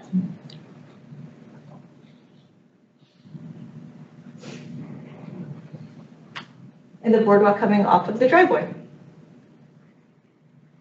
All right, and also there is that view of that smaller private landing, that expanded area just for a nice place to sit in the morning. All right. Okay. Cool, thank you for bearing with me through all that. And so I guess the last thing that I should bring up is the material selection. So I had intended to use Trex decking for Mary Gretchen. I've gathered in sitting here tonight that we do prefer wood and more perhaps historically appropriate materials. The reason I chose decking is just that it is a very wet property and we are going to be very close to the ground. I would like for this to last much longer than just a couple of years for her, and this is my reason in choosing that. I always go back to my own personal experience. My parents moved into the home they still own now, 38 years later, when I was just a newborn. Within 8 years, I remember that deck was an area I could not walk across with bare feet. It was splitting, there were constantly splitters. It was an ongoing thing. When I was 8 years old, they replaced that deck with a Trex deck. We still sit out there today without any issues. So that's my main reason for wanting to select Trex decking for Mary Gretchen, just because I think that it lasts longer, especially given these conditions. Okay, thank you so much. Is there any member of the public that wishes to comment on this item or action? Seeing none, I would turn to members for questions. Mr. Plumpy. Sure. I'm a landscape architect, and so I'm very familiar with this product and everything. I've been practicing a little bit longer than you.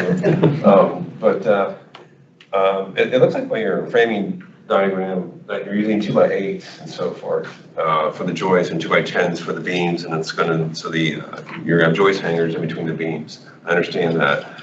Pressure treated wood, I suspect, because of the ground contact. So are you doing more digging out to make that work? Because a 2x10 is quite a bit high, and you got to put your deck on top. You have enough room to do that, or we estimate out? We're going to estimate a little bit out, and we're going to put down some drainage gravel and some landscape fabric in order to, again, handle the site condition. Okay, that's good. Just keep that in mind and make sure there's no water getting underneath it. The only thing that was, and make sure, what concerned me said the decking material, which is just fine, but it gets very close to the grade. Make sure, I know it says it's waterproof. My experience is that Trex is a fiber product that absorbs the water, especially on your cuts on the ends. So you have to ask Trex to give you something to seal that end after you do the cuts, because you don't want water to wick into this material. Absolutely. And you don't want it to sit on the ground. It will absorb water, it will deteriorate over time. So it's good that it's elevated. Just make sure that when you do your grading and everything, it doesn't touch or stay up against the decking. That's all I want to say. I appreciate that very much. Thank you for sharing that with me. Yeah, no problem. Ms. Hammack? I think you should feel good about that presentation. Thank you. Yeah. Also, can I just thank Ms. Zombro for putting that together for us, or whoever did, because I was so thrilled to see it. It was all the information we needed, and I really do appreciate too the pictures in different seasons. We are more concerned with replacement materials when it's on the exterior of the structure and when it's replacing original or historic fabric. So we're okay with Trex. That's great to know. Thank you. For the decking as you proposed. And I wasn't texting, I was looking on Google Earth. I'm sorry, my computer battery was dead when I left the meeting. We were just looking on Google Earth. But no, I'm okay with it as proposed. Oh, thank you. Sure. Sure. Just one more piece of advice, it's your first rodeo here, Yeah. is for the Trex decking, you can use tiger cloth clips, which you don't use, so you don't see any nails, so it's seamless. So they basically go in between the boards. Tiger claw? Yeah, it's called tiger claw or tiger clips. Tiger clips? Okay. Yeah, so it's a fastener that you fasten to the joist that you also can hook the board to it. Your contractor will know what that is. I'm sure you. So you don't see any nails or anything. That's the Tiger clips. I love this. Do you have potentially a Carter we could contact? I want you to be my new best friend. It's all good, no problem. Are there any other members with comments and or questions? Mr. Burns? Yeah, you mentioned pulling out the concrete patio that's between the extension off to the side.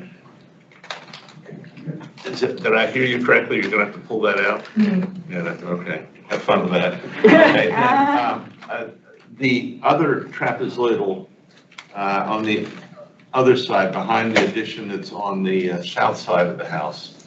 You can go to the aerial, you can see it best. The aerial, the landscape. The plan, yeah, the landscape plan. Oh, it was there, I was just wondering. There, okay, okay, it's the one that's in the center of the drawing.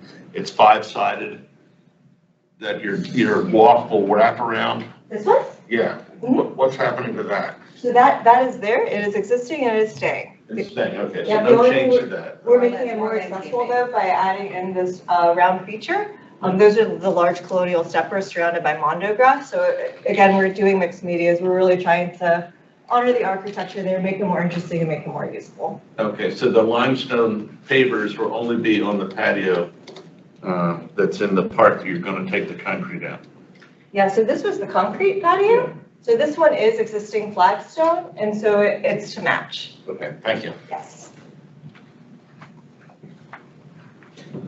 Any other questions? Just a quick, more procedural. Is there, assuming there's a building permit that's required for this landscape plan, and that's why you're in here? Correct. Is it the deck? Correct. The deck itself that require, okay, just wanted to know why, because it's not harming the architecture or affecting the architecture in a negative way. So it's a beautiful design. Thank you, thank you. It is for the decking permit. So this is a question I have, and Ms. Orr, you might, so the one thing I was looking at the site plan for the, where you have the, the plat drawing, where you have the drawing on it, and it's showing it cutting into a portion of the plat that's listed as estimate for utility installation and maintenance, and are you gonna run into issues of how close that is to the site, the edge of the property line. So really, I have that same piece of paper sitting here in front of me. And this is more of an issue of the fact that I'm a designer and not an artist. Drawing to scale on this piece of paper is just so very difficult. Okay. So it might extend over just slightly. Believe me, I went through, I think, about 5 or 6 copies, and this was as good as we got.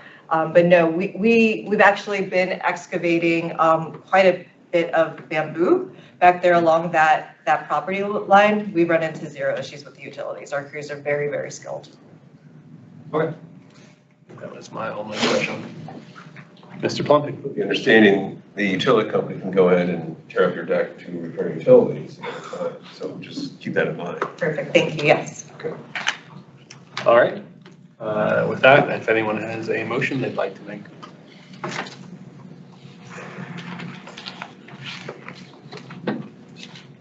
Mr. Burns, I can't make them as the chair. I figured Mr. Plumpett would, but okay. Mr. Chairman, I move that the ARB approve action item ARB 2025MV00029, located at 7712 Elbow Road, Alexandria, tax map 1021020010 in the Holland Hills HOD for the proposed new decks as submitted and presented at the July 10, 2025 ARB meeting. The applicant must request an amendment from the ARB for any proposed changes to ARB 2025 MV 00029 as approved by the ARB in July 10, 2025. Upon review of the materials, the proposal is found to meet the requirements of zoning ordinance 3101, historic overlay districts. All right, a motion, is there a second? Seconded by Mr. Kalinsky. All those in favor? Aye. Any opposed? Any abstentions? Motion carries. Pretty good for your first rodeo. It's a pleasure to be here. All right, this brings us to item number 7, ARB 2025 MV 00031, 7306 Stafford Road addition. It's located at 7306 Stafford Road in Holland Hills Historic Overlay District. The applicant is proposing a rear addition and carport addition to the side yard. Randy Mars represents the application. Mr. Mars, the floor is yours. So I have a little model. It kind of shows you the relationships of everything. Just give it to somebody and it can be passed around. The biggest thing is, first of all, hi everybody. My name is Randy Mars. I'm an architect. I'm working with 2 of the clients who are the most delightful people I've met. And they've lived in Holland Hills for a while. And the program, I've been practicing for 45 years. And this is the coolest program I've ever had. Not the biggest, but the coolest. So I'll explain. But this is the house. This was the addition that was done a long time ago. You can see it's a little bit tilted. So we kind of took the same approach for this one, balancing it out. And please, here, pass it out.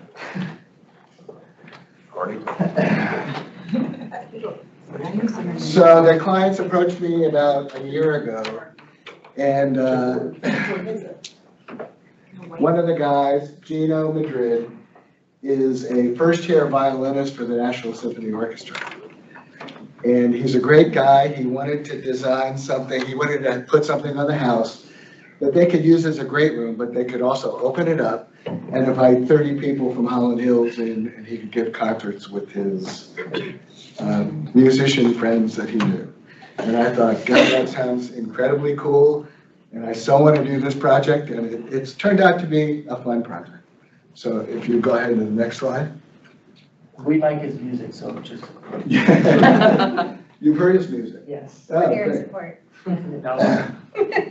So this is the existing house. You come in here. This is the entryway.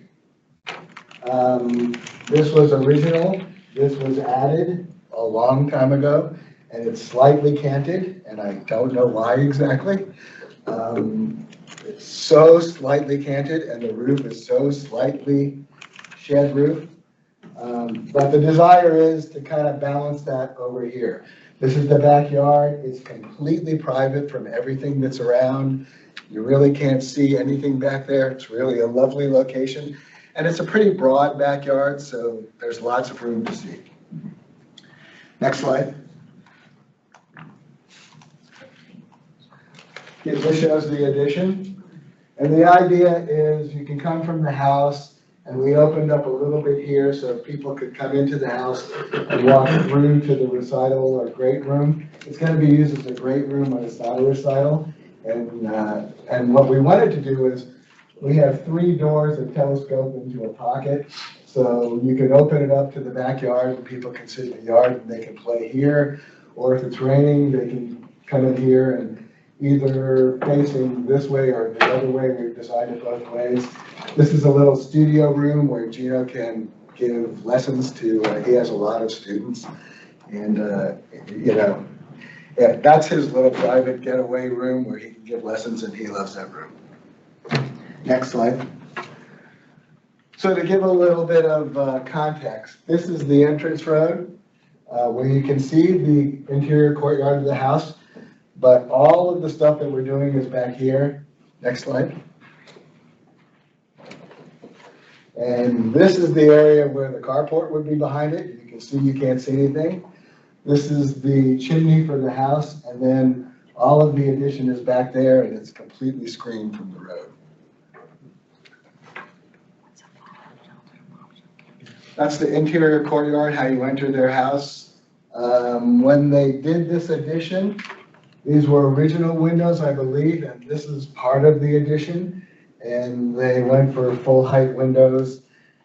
I know that Holland Hills has this window that is the Holland Hills window, but this seems to be something that is somewhat prevalent, and it's actually a sliding door, so it's another access point. Next slide, please. This is the backyard. It's got quite a big window wall of the typical windows of Holland Hills. It's got a pretty nasty little shed that we're taking off and rebuilding everything over here. This is an area that they use a lot outside, and it's got, several years ago, they put up walls around it that were board form concrete. I'm telling you that because I've just finished a house that was board form concrete. It's incredibly difficult to do well. There was a huge change order because they had to tear a big wall down that did it.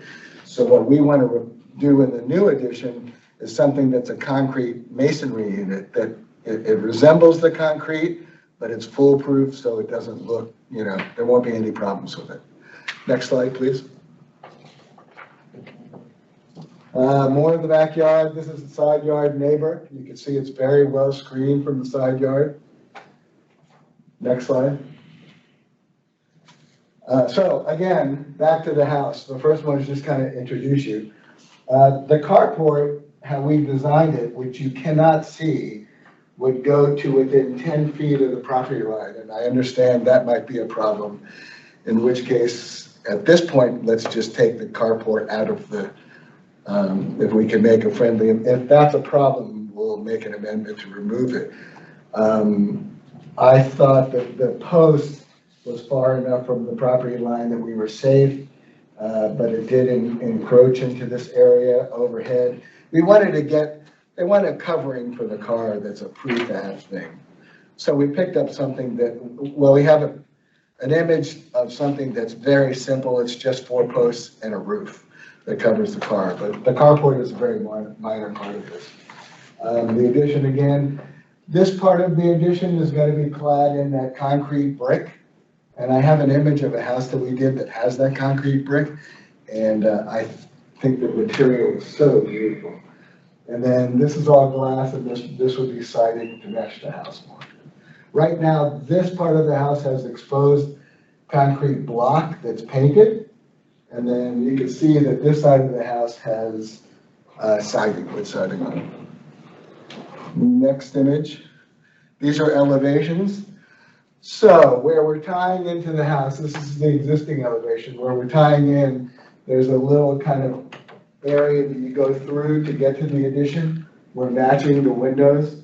And then this is the little studio for Gino that we're also matching the windows. And then as it goes into this area, this is all that block, so it gives it a nice solid corner of concrete. And then as you go to this area, it's glass around the corner. And then these doors kind of resemble the doors at the entrance. Remember the entrance in their interior courtyard. You can see these are the full height windows. Around the corner, there's really out of sight, vertical siding in the old house that we're not disturbing. Next slide, please. Okay, this is a rendering of the addition where this would be in block, this would be in siding. These are the existing windows here. So these windows are reproduced here and then reproduced here. Steve wanted to preserve the view out of their living room this way. So these are glass corners, so you can kind of see through, and it opens up the corners and it also steps away. There is clerestory lighting over here. So really the idea of the pitched roof and the floor drops a foot with the grade. So it gives you a little higher ceiling, so it reverberates the music a little nicer. Next slide, please. This is a tighter corner in. Next slide. This is the far corner with the 3 doors that will slide into a pocket. And then glass here. This is some storage for furniture. And then that's the existing house. These are the concrete walls that are in the existing courtyard, in the existing house. That's the little storage area for furniture inside the room or outside the room. And that's the carport.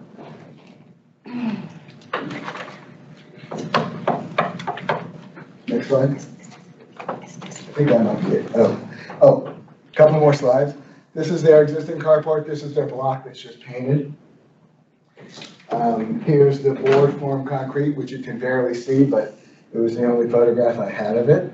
This is a really lovely little courtyard. They want to be able to see out here too, so we didn't want to block the view looking out this way. But the key is that this is the concrete, so it gives a little precedent for the concrete. And the next slide. And this is the house I did with this 24-inch long concrete 4x4 brick that it's concrete, but it's so elegant that I thought it would be a really nice cladding for that front corner. And that's it. All right, is there any member of the public which wish to comment on this item or action? Seeing none, I would turn to the board for questions. By the way, before you speak, I wish those 2 people before me could present because they were really good.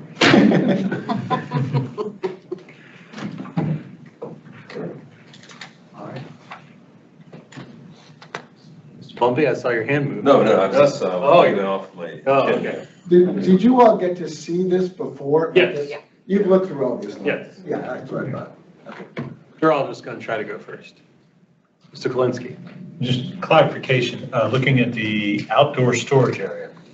So I'm just trying to understand, it looks the way it bisects the rear soffit on the music room. Right. Will the water pour off the roof down? I mean, that is roofless, correct? I mean, there's no roof on that? Oh, no, there's roof on that. There's roof on that? Yeah, it's actually indoor storage because they have like 30 chairs that they need to put somewhere when they want to get it out of the way. So they could use it as a great room. They put the chairs in that room. Do they access it from the interior? From inside, yeah. Okay, so just. They had talked about accessing it from inside and outside and maybe dividing it, but there's not that much room. But it might be used also to store outdoor furniture. Can you point it out on the plan, like the access? I'm just trying to This understand. is the exterior access. Okay. Is there an interior access or? There would be a door here, yeah. Okay, just not shown, okay. Yeah, not shown. And you know, it's interior work, it's not our purview. Sorry. Just trying to understand, okay. That's. How is the new addition connected to the original home? Okay, so right now there's a little tiny room right here. So we propose to take this wall out of the home, put in some millwork here. So this kind of floats, but that floats the space. So people would come in here and walk through here. This was that little vestibule that I showed you with the Goodman windows in it. So you walk through here into the house, into the Okay. space. And that's flat roof? It's flat roof, yes. So it's like a glass height, Yeah. like on the front. I can't disagree, this is a pretty exciting concept. Yeah, I know, I'm Two wire. trying to be calm.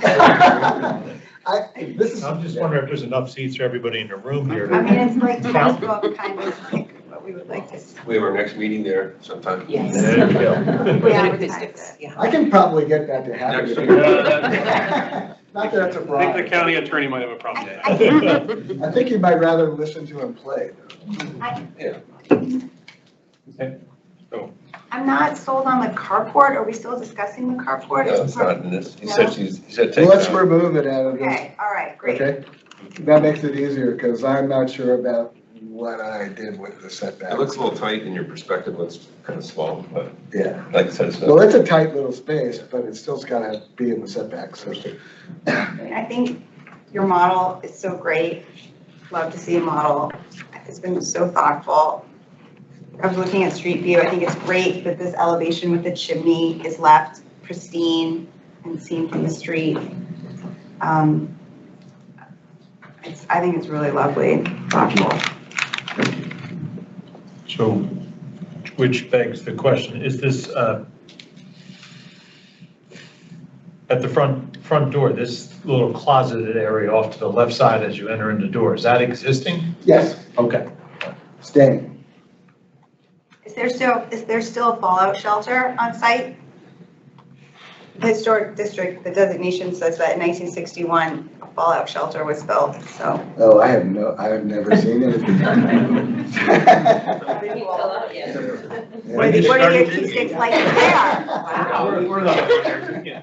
We actually saw that in the peer review report. We Oh, went you're out here. with metal detectors. Oh. Looking around. Sorry, I didn't see them arrive. See us arrive. I didn't see that. Thank you for the nice words. But since you asked about that, because we were very curious, apparently, I finally asked our neighbor who grew up in Holland Hills, and he said, oh, no, that was in the garage, because the original addition there, okay. actually, that Randy mentioned, was actually built at the same time as the house. That's how old it is. Yeah. And it was a garage. It's listed garage on the landscape plan. And so I guess he took half the garage and turned it into a fallout shelter. I don't doubt, I live in a It's really weird, neighborhood. right? There's fans left? No. I know, right? Yeah, but that's what it was apparently. And I think that you can't see this addition from the public right of way. So it has little effect on what the public sees of the historic structure. Mr. Columbia? I want to compliment you on the brick choice. I think it's going to elegant and perfect for the house. Thank you. When we used it before, Yeah. I couldn't come up with a color. It Like, looks I good. didn't like any of the colors it was, and then all of a sudden, this color came out, and it looks like concrete, Yeah. and it's really beautiful. We use it, it's a masonry, it's a clay product that looks like concrete. It's a cementitious. Yeah, cementitious, okay, got it. That's very nice. Thank you. Any other comments from members? No, I agree. I think it shows the right spot on the lot to place it. It's subordinate and it's differentiated, so. And differentiated in a good way. In a compatible way. In a compatible but good way, not just a, oh, it's different, but it's different and I think tastefully different. It's a statement. Yeah, statement, but not a statement that's in front of the house. Right, and show That's that. the problem, I think, a lot of times. So I don't have any other comments. If there are no other comments from members, I would entertain a motion. Mr. Burns? Mr. Chairman, I move that the ARB approve action item ARB 2025 MV 00031, located at 7306 Stafford Road, Alexandria, tax map 0933040054, in the Holland Hills HOD for the proposed new rear addition, not carport, for the proposed rear addition as submitted and presented to July 10, 2025 ARB meeting. Subject to the following modification, that the carport is removed from the application and review and approval tonight. The applicant must request an amendment from the ARB for any proposed changes to ARB 2025 MV 00031 as approved by the ARB on July 10, 2025. Upon review of the materials, the proposal is found to meet the requirements of zoning ordinance 3101, historic overlay districts. Motion, is there a second? Second. Oh, Mr. Plumpy, I think got you over there. Second by Mr. Plumpy. All those in favor? Aye. Thank you. Any opposed? Any abstentions? Motion carries. Thank you very much. Thank you. I would also encourage, when we do the Exceptional Design Awards for next year, we don't get a lot of submissions for buildings done related to historic properties. It's a category that could use better attention. Great, thank you. Yeah. Thank you. Thank you, Mr. Daniel, that was a good comment. I try. All right, number 8 Post the reception. on our agenda, ARB 2025 MD 00021, 8787 Millstown Court solar installation located in Millstown Court in the Woodlawn HOD. The applicant is proposing the installation of 9 solar panels on the existing residential roof. Application was deferred by the ARB during the June 12, 2025 meeting. Ms. Anna Simmons represents the application. Good evening. And this is my first rodeo here in Fairfax, so, and our corporate actually provides the slideshow, so you can slide them and I'll let you know what's going on. But they want the homeowner, Hannah, wants to do 9 panels. And I see they have the plans. So if you just want to go to the next one, they're going to be on the back side of the house, which I did have the pictures. And honestly, I don't know this area, so, but I do know from the looks of the house, the pictures, the way it's tilted, you can see it, but it's not going to be, like, it'll be like 8 inches up from the roof, over the edge. And I don't know if they sent pictures of those. Did they send any pictures? We got a lot. Yeah. And again, I apologize. Our corporate sent this and they just, that's probably 38 pictures. That's just explaining the microinverters, all the materials that go on to install it. Well, and the supplemental materials provided a significant amount of pictures showing the site as well as graphical information on where the connections and hookups are occurring. That was one of the other packets, the electrical equipment locations that was provided. So for that context, that was something else we had. Okay, so I mean, I don't know what other basic questions, but I mean, the way they're, with the permit on a townhouse, I believe it's 36 inches for your fire setback. So all those,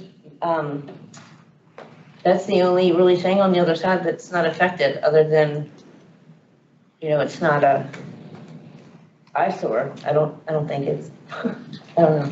Not from that area, not from how, and I wish they would have prepared me a little more. And I'm a little embarrassed, but, because it's the taller townhouse, it sits down a little. But, like from the front, you're not gonna be able to see anything. From the front of the townhouse, you won't be able to see any of the panels. I don't know, did they send any close-up of the front or back? Yeah, let me find those. Sorry, I didn't. 'Cause I don't want to show this. Yeah, it'll just. I was gonna say, they sent some. I'm sure that, no, you're fine. You're fine. Like I said, normally I do all the auditing at my job, in-house, but not corporate. Sure, let me,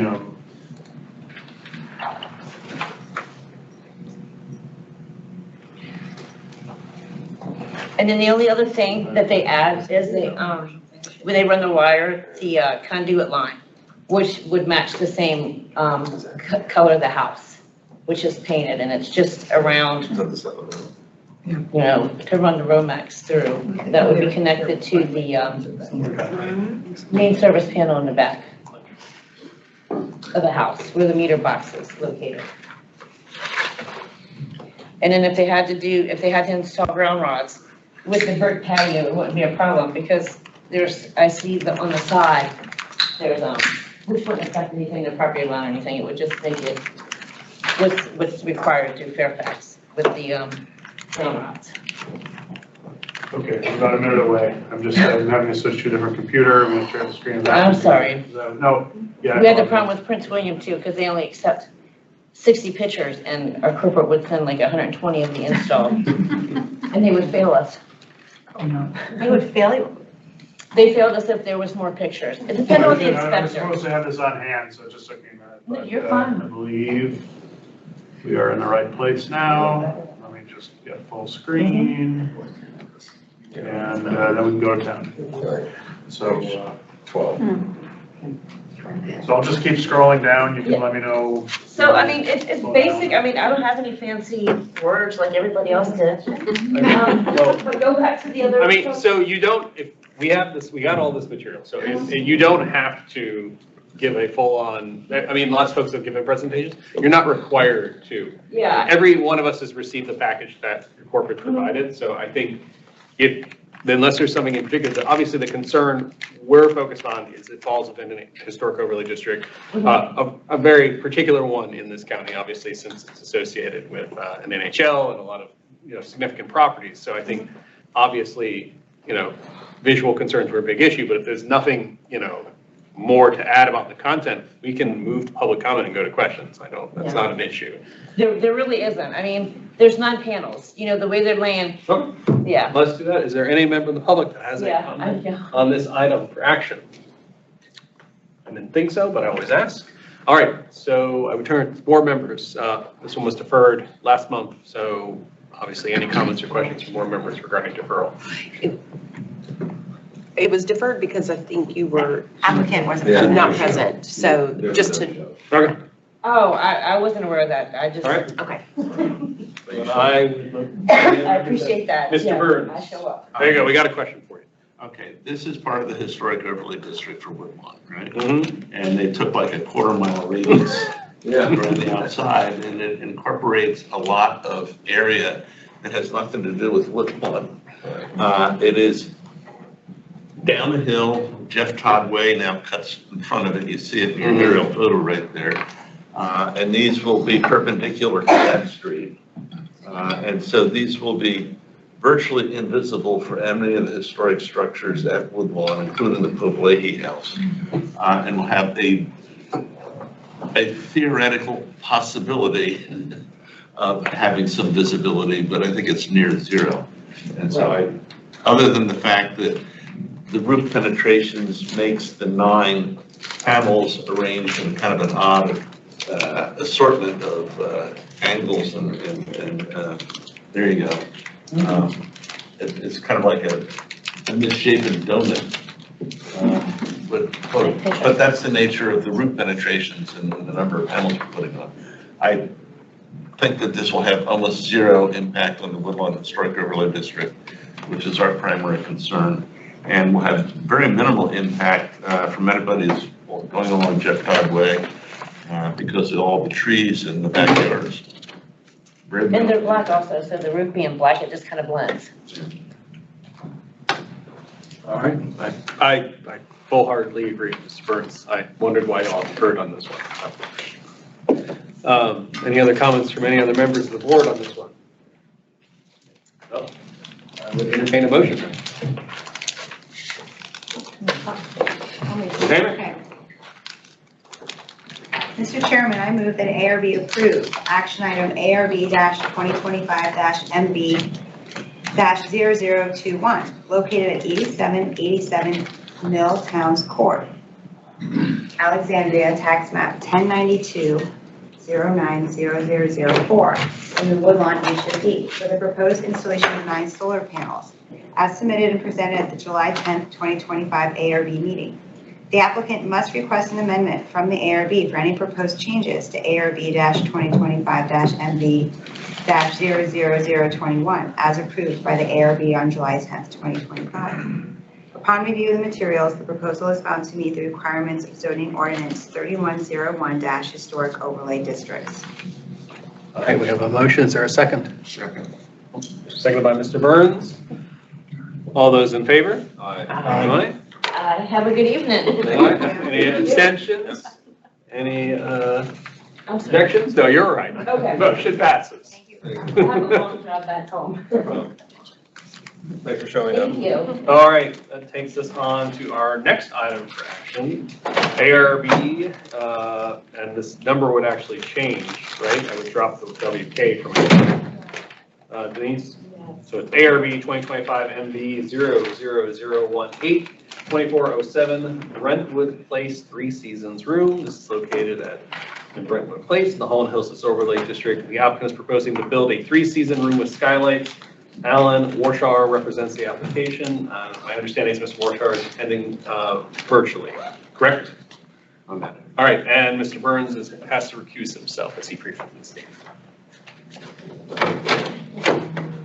Mr. Warshauer, can you hear us? Yeah, it's muted right now. So he's muted? Yeah, he's muted. Can you unmute yourself?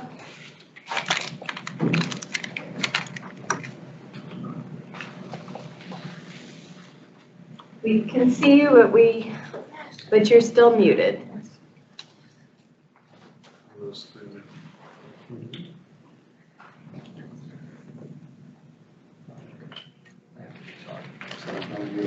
I can send them that. So if you can see your picture, there's a micro. If you hover your cursor over your picture, there's a microphone, and you just click on the microphone, and that will unmute your mic.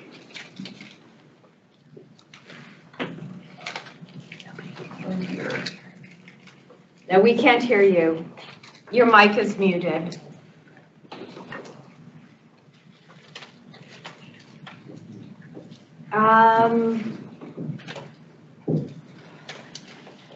The mute button is at the top of the screen. If you see where the camera icon is, it's to the right of that.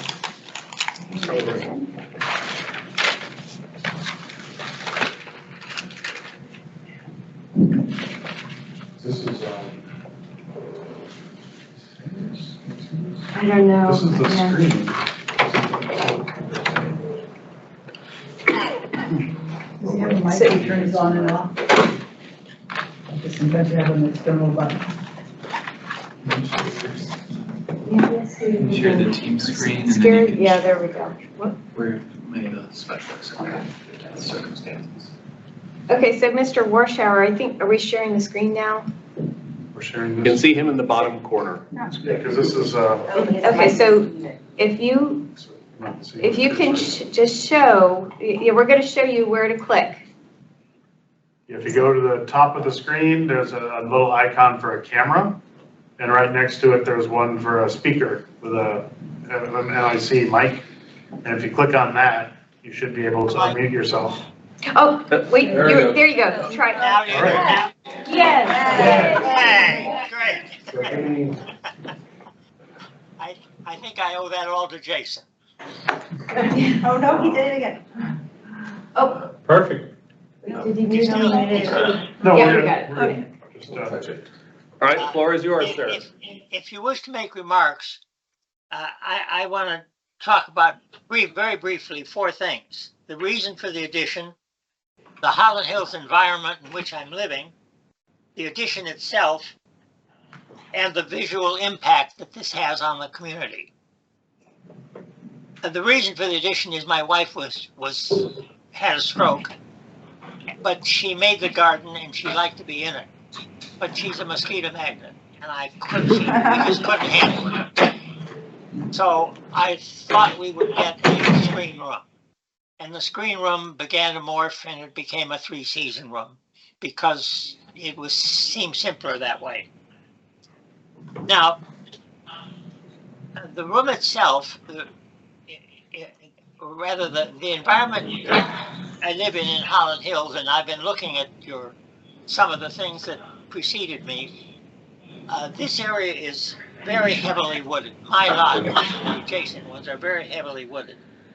You can't even see, you not only can't see the addition, you can't even see the house. the houses themselves in this area are half glass and half texture 111. So when I decided to build something, I wanted to match the same thing that we had roughly, so it looked similar.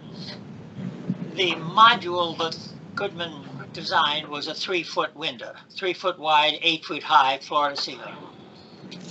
And the addition is attached to the south side of the building, and it is a 50-foot expanse, including 14 3-foot module windows and 3 texture 111. So basically, we're looking at a mass of glass. When I decided to put the addition in, it came out from that area, so the addition itself comes off of a glass wall. The addition opens up with a 4 3-foot modules, which open in the center in order to create a 6-foot gap which can be screened and in order to keep the bugs out. Looking through the 20-foot at the south end of the addition is exactly the same module. 4 3-foot windows, 2 center ones open up in order to have access to the garden. The same module, a manufactured module, patio door type, is on the west side. On the east side, it's a little different because it's half high, but it still follows a 3-foot module, and the 2 center pieces open up to floor to provide screening. So we're dealing basically with a 12 by 20 foot empty room. There's no plumbing, there's nothing in it. There's no air conditioning, there's no heat, there's no kitchen, there's no bathroom, there's nothing. There's electricity and a fan. The project started in April of 2021. Due to things that have happened, we needn't go into, none of which were my doing, the thing is dragged on. And at the present time, it's half completed. The foundation is there, the steel structure is there, and the contractor says the only thing remaining to be done is to put in the patio door type 4 12-foot sections of glass and put the roof on. So there's where we stand at the present time. The deck is flagstone. The roof is membrane roof, similar to the roof that's on the main house. There are skylights in it. The main house has 7 skylights in it. The addition has 8 skylights because we wanted to get as much. I want to get as much of the sunshine and the ambience of an open sunroom as possible. Looking at the visual impact, the lot is very heavily wooded. As I said, you can't even see the house, much less the addition from the right-of-way from the north. Neither can you see it from the south because there's vegetation, plants, trees that prevent anybody seeing it from the south. On the west side, you can see a texture 111 wall because my neighbor and I have adjacent driveways, and so he can see that portion, but he can't see the addition. The only place he can see the addition is that house is a 2-story addition, and in the far corner of the upper deck of his house, looking through the trees, he can get kind of a glimpse of the addition, but it's the same as the house. It's a glass 3-foot by 8-foot module, very similar to the rest of the house. On the east side, It's a little different because it's half high and half texture 111, but it still is the same 3-foot module. The neighbor on the west, on the east, can see the addition, but it again is obscured by vegetation and trees. And when he looks at it, he couldn't tell the difference between the house, which is 3-foot by 8-foot module glass panels, and the addition. They look identical. So there's where we stand at the moment. And what I'm anxious to do is get this project underway and get it finished. So if there's anything that you need to change or tell me what to do, I'm open to it. All right. Thank you very much, Mr. Warshauer. Is there any member of the public that wishes to comment on this item for action? Hearing none, and I want to make sure it's clear, Mr. Warshauer, we actually elevated this item from workshop to action. There was board members suggested that it be elevated since it seemed as though the plans were sufficient enough that it could be considered. So we're actually considering. That's sensational. So I think depending upon members' comments and questions, we will take a vote on it as to whether or not for approval, so they wouldn't require a second submission if that happens. So I would look to board members if there's any comments or questions on the proposed design. I think it's modest with minimal visibility. I think it's great you've spoken to your neighbors, not concerned about any visibility from inside a neighbor's house, only from a public right of way. I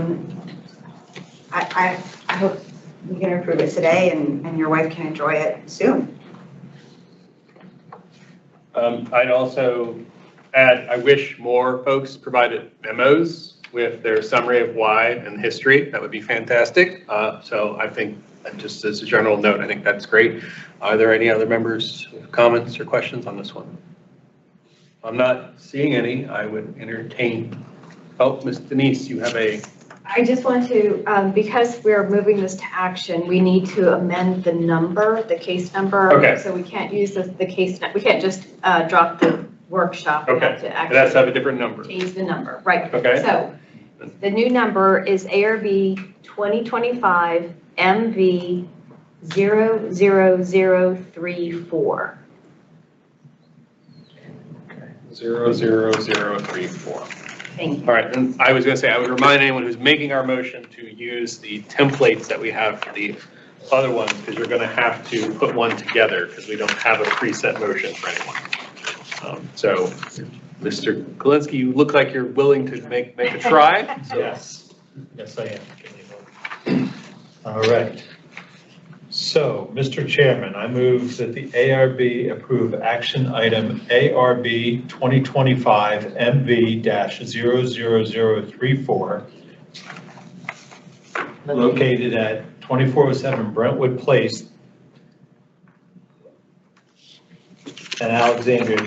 I don't have I do have the tax map number 1021-02-0020A in the Holland Hills Historic Overlay District for the proposed new 3-season room at the rear of the house as submitted and presented at the July 10, 2025 ARB meeting.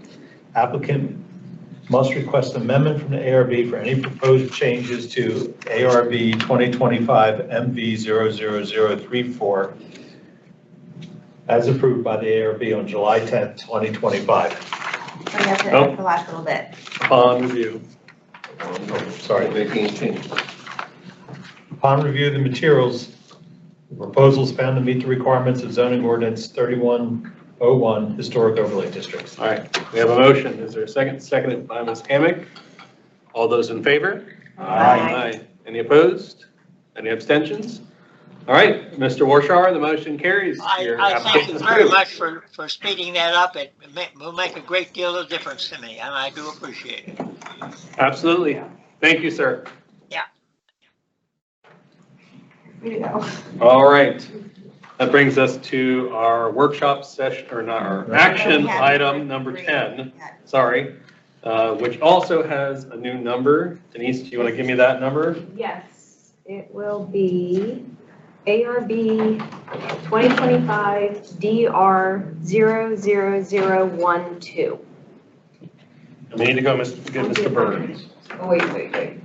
That's wrong, that's wrong. All right. It's HM. Wrong, sorry. HM. Yeah, HM, sorry. Give me one moment. I clicked on the wrong one. I clicked on Langley Fork and not Lake Ann. Okay, ARB 2025 HM 00036. Okay, and this is for 11424 Washington Plaza deck removal located at 1124 Washington Plaza and the Lake Ann Village Center Historic Overlay District. The applicant is proposing to remove the existing unpermitted deck permit and canopy, and this is represented by the Lake Ann Condominium Association. Hello. I'm the community manager for Lake Ann of Reston, and we have an ongoing violation for the past 2 years.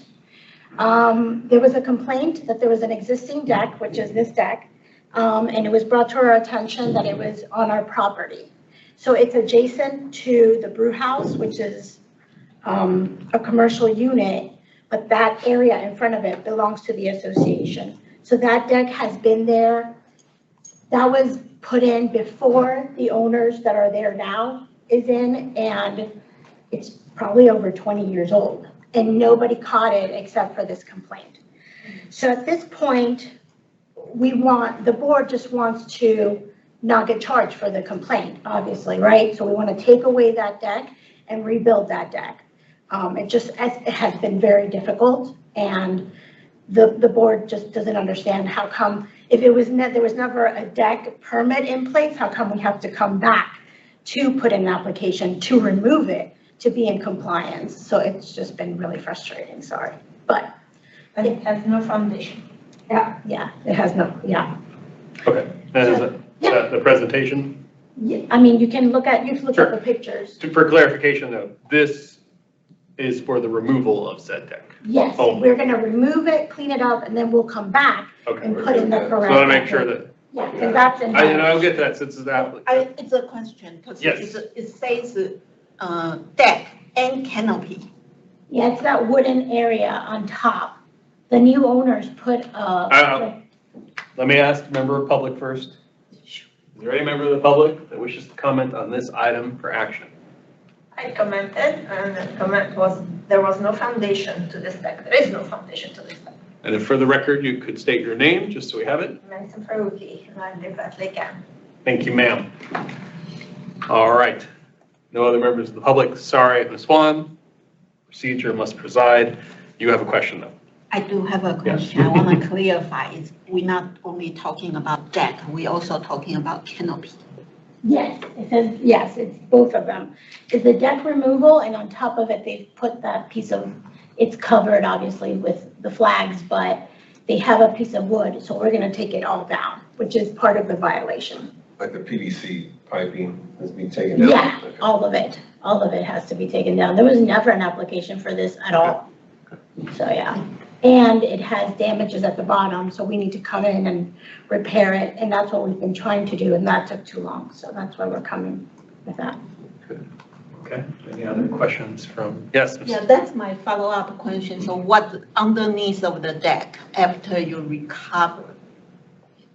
It's dirt underneath there. I've looked at it, and it's like a landscaping area that they have, kind of like in front of the units at Lake Ann. So this is a limited common element for them. So it would usually be landscaping, but somebody removed it and they put in the deck. So the board is working with the brew house, trying to put another deck, but bring it into compliance and be approved by everyone. Yeah, with the canopy, if that's what they want. Okay. Any other comments or questions? I think obviously all of this is more forward-based. I think the removal of the deck, obviously, since it wasn't an original element, I I don't have an issue with that. As a user of the brew house, I might have an issue with that because it's a nice place to drink beer. But from that perspective, that's fine. And I think obviously the bigger next step is going to be coming back for, a new proposed deck and what challenges might lie there to make sure something that's appropriate goes there. I think also, if you remove it, to Ms. Swan's statement, there's no guarantee they're gonna come back and file for a deck, they don't have to. What's going to be left, what will the residents be looking at when the deck's gone? Well, that was originally landscaping. So we would, I'm sorry, I didn't interrupt, but like landscaping can mean like paving, dirt, shrubbery, so no, that area was like little shrubs. It was little Oh. shrubs. Actually, I think they had a tree that was removed. I don't even see the tree anymore. So we would come back and do the same as, we would be the same as all of Lake Ann, have the bushes in the front, but this is not something that obviously the brew house is willing to deal with because this is part of their property. So the board is trying to work with them on that. So we'll see. There'll definitely be something. The board is on the case, so. Yeah. Just to tag on to what Ms. Hammock is talking about is, you could come back 6 months, 6 weeks with your application. So could you explain to me what the temporary condition will be after the deck is removed? Is it just gonna be gravel or what? So they can look at for the time before the deck is built. If it's a special request, we can put in gravel if you would like. I'm just asking, whatever. Yeah, I mean, at this point, the board just wants to remove this deck and this violation. We're about to get charged. No, we just wanna know, like, has anyone looked under there with a flashlight? Do you know what's Oh, under yeah, the deck? it's literally just dirt. It's just Okay, so we would just be, you would, Perhaps until we the can- deck gets approved, it would be brick leading to dirt. Yeah. Perhaps we can suggest temporary landscaping in there, so it's not an eyesore, because it could take months before you build this deck, could be even next year, who knows, Even if it's just sod or something. Something, temporary landscaping. Yeah. Well, that could be a potential modification to recommend the applicant install some type of temporary landscaping in the interim. Sod at a minimum, right. All right. Any other comments on this one or, yes? Sorry, I just have a question, a correction about the number. It's 3-4 and not 3-6. Okay. This is particularly for Mr. Burns because these have to get new numbers because they were elevated from workshops. Okay, so I would remind any board member who proposes to make a motion here that you will need to use that new number of ARB 2025 HM0034. And remember, you have to use the motion format. So Use 3-4 for the plan. It's a different. Different 3-4. Oh, my Different God. 3-4. Yeah. Versus FD. Whoa, sorry, mind blown. So if there is a member that would like to make a motion. All right, Ms. Mangum would like to make a motion. Oh, yeah, this All is right. before. Mr. Chairman, I move that the ARB approve action item ARB 2025 HM34 located at 11424 Washington Plaza, deck removal. That would not be Alexandria, that is Reston, tax map 01723111110424 in the Lake Ann Village Center HOD. For the proposed removal of the deck and canopy. I'll just give you an example. That's what's submitted and presented. Okay.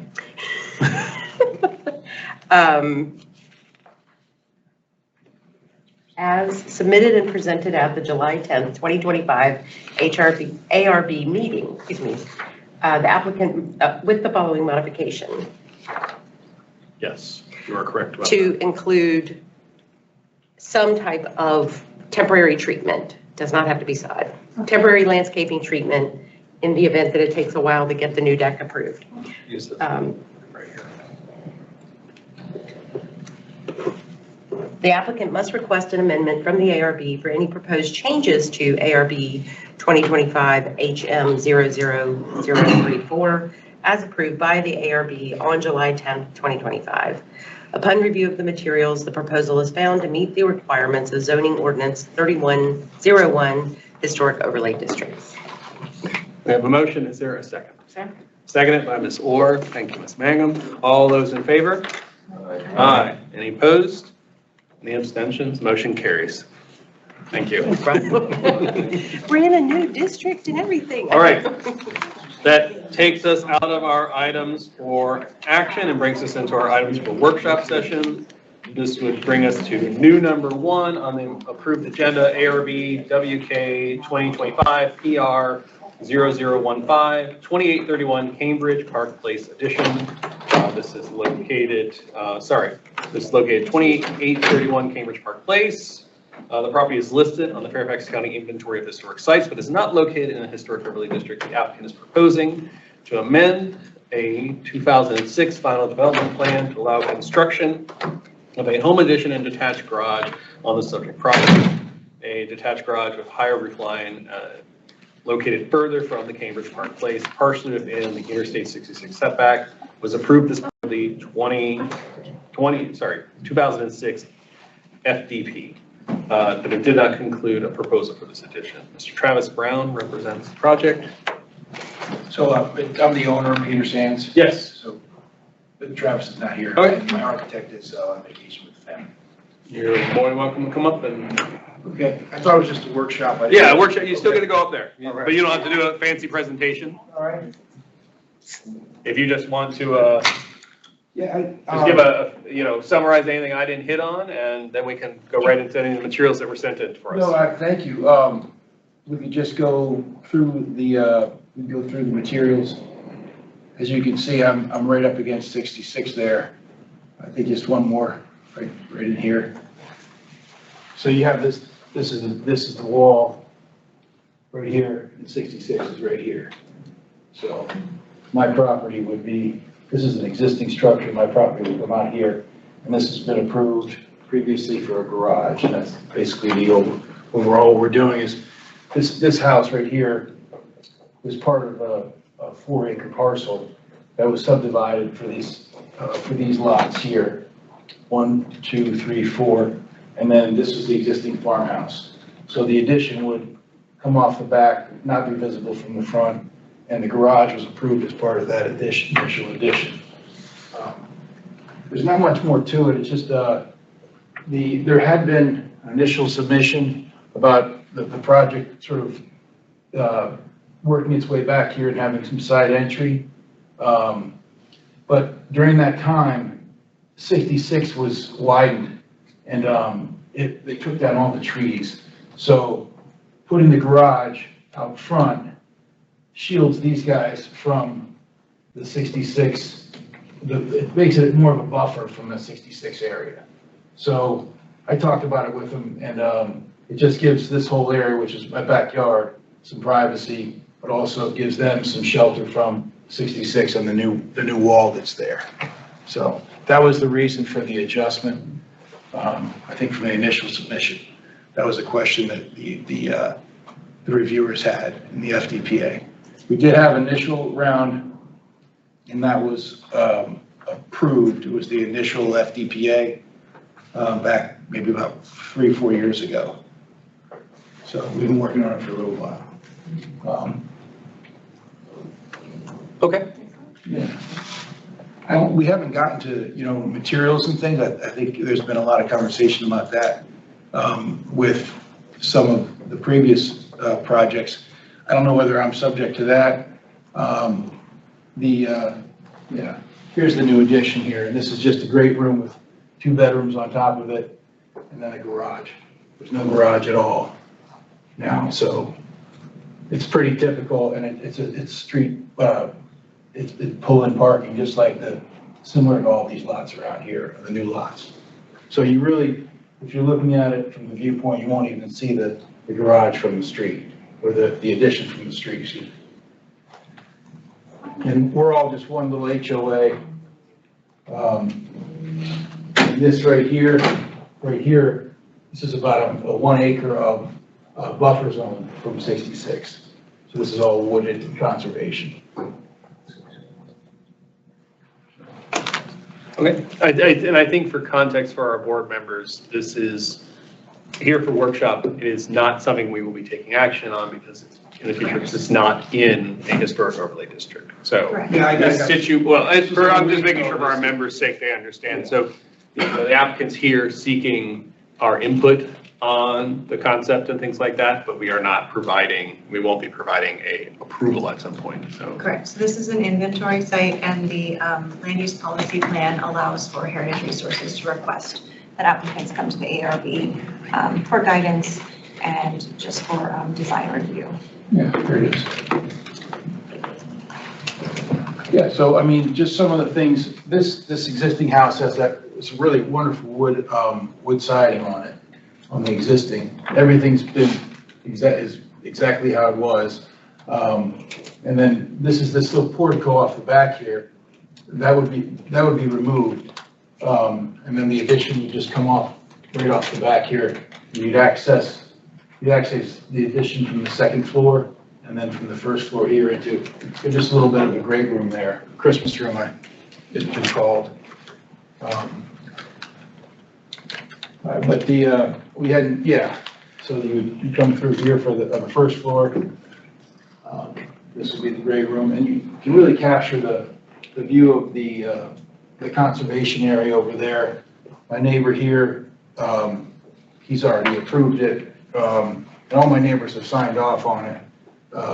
But previously we had the garage back here, and the addition sort of worked its way back, and then you could do some side entry to protect. I didn't like the cars out front, but then it really, once they did the 66 thing, this really gives everybody some more protection. Like 3 neighbors over here won't be able to they won't see the wall anymore. And then also I get a little more privacy, big piece of property there. It's nothing more than that. I wouldn't, I have no objection to using, I was thinking to use the batten board, because that was on the existing barn that fell down in the back, maybe to make it distinguishable from the existing property.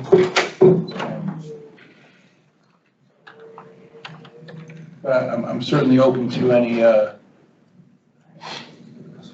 comments. Yes. I have a question, I'm unclear our role in this, we're just We may provide. snowballing, hey, in a perfect world, we'd like we think, It's just to provide guidance, and if you have any thoughts on it. but we don't vote on it. Correct. It's a Okay. workshop and a discussion. Well, my guidance is, I think the roof line on the addition should be lower than the roof line of the historic property. I think it shouldn't extend farther than the footprint of the porch. So, I'm having trouble following you. Can you be specific so I can take this in? so go back to the, okay, so this is a good plan. So if you look in the top right corner, the width of your new addition aligns with the footprint of the wraparound porch. Right. And I would recommend that if not, they be pulled in a few feet. So, because as it is, I think so kind of ideally an addition to historic property will be subordinate in footprint and height. So whereas I could see the logic to aligning it with the porch, it competes with the porch, which is a defining historic, character defining feature of the home. And I would like it ideally to be pulled in, at least on that elevation that aligns, maybe half. I don't know. I don't want to design it for you, but I think it should be pulled in to not align with the footprint of the Just porch. the access was here, so this creates a nice little courtyard area there to walk in. And then this right here would be more of a view on, this is the second floor, unfortunately. Okay, well, you might have to, I'm not a designer and I don't base decisions based on program per se. Perhaps you can still keep that feature and pull it in, even a foot can make a visual impact. Yeah. And then, So this would be subordinate to this. yeah, exactly, yeah. And then if you go to an elevation, perhaps showing, is there a north arrow on? North is So this, north is going this way, of the front porch. okay, So that's this is- existing. Is there a proposed? Yeah, this is great. So see how you've continued the ridge line just commuted right over to create that great room or addition. Mhm. The new addition should be set down. It should be lower than the ridge line of the historic home, so that the massing of the historic home is still legible. The one that you're standing in front of, you have your pencil closest to, you sort of see how that line is straight, just above it. Just above it. You see how that line is straight across? So you might have to add a So hip. that's the garage. Excuse me, that's the house, sorry. Side view of the house.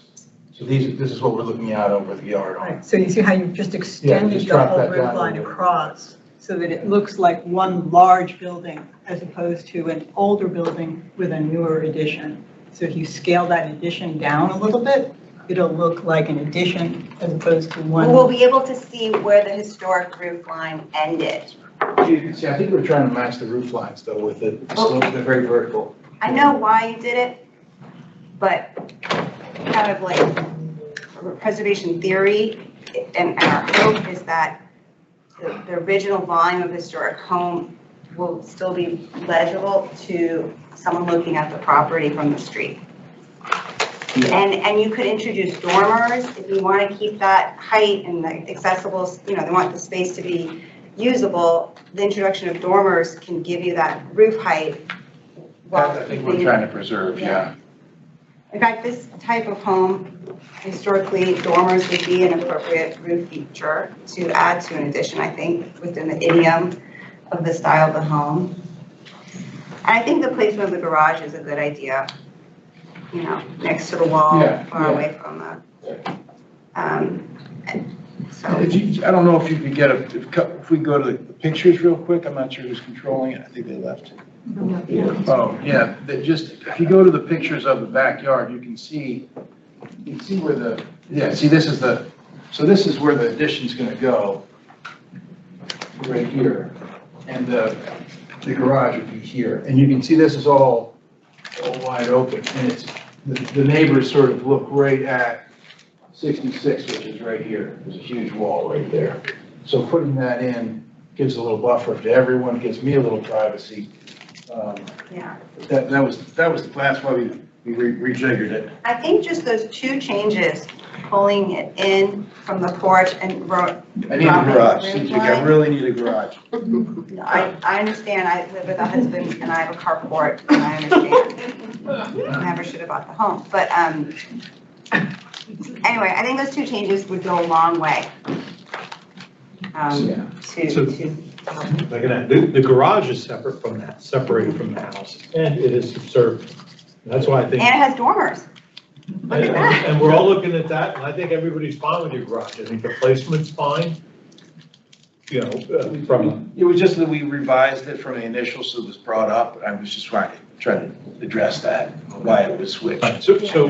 But my point is, if you can kind of leave the original house as obvious as possible, some subservient Yeah, I like that. additions, like the garage is now, but if you could do something to the back of the house, your new addition on the back, and bring the roof line down, bring your bearing height down maybe a foot, but then vault the ceilings inside. Something so you're not lining all your gutter lines up all the way the same. It looks like you've just stretched your house bigger. A little blocky. So if you push the back down in some. Yeah, we could free-frame it too, and, open up the ceiling, instead of trusses and stuff. And I even love your garage doors. Nice garage doors. Oh, nice garage doors go a long way. But you don't have a garage. Yeah, I don't know, how would you guys feel about the exterior on the addition and the garage? Because that was something you addressed there. I don't want to volunteer anything because that stuff's really expensive. But that's sort of what I was trying to do is differentiate. I like that idea. I heard that earlier. Differentiate the existing property from the new addition. What are you proposing? What materials are you I proposing? don't know. I never thought I just thought about using hardy. And maybe we do it, I don't think we go to, I like the board and batten myself. there was a big barn out back which collapsed and we removed it. And it was subject to be removed, but that was all board and batten. I think your garage could be a different siding profile because it is essentially an outbuilding. You know, historically, barns and such outbuildings weren't necessarily matching the home.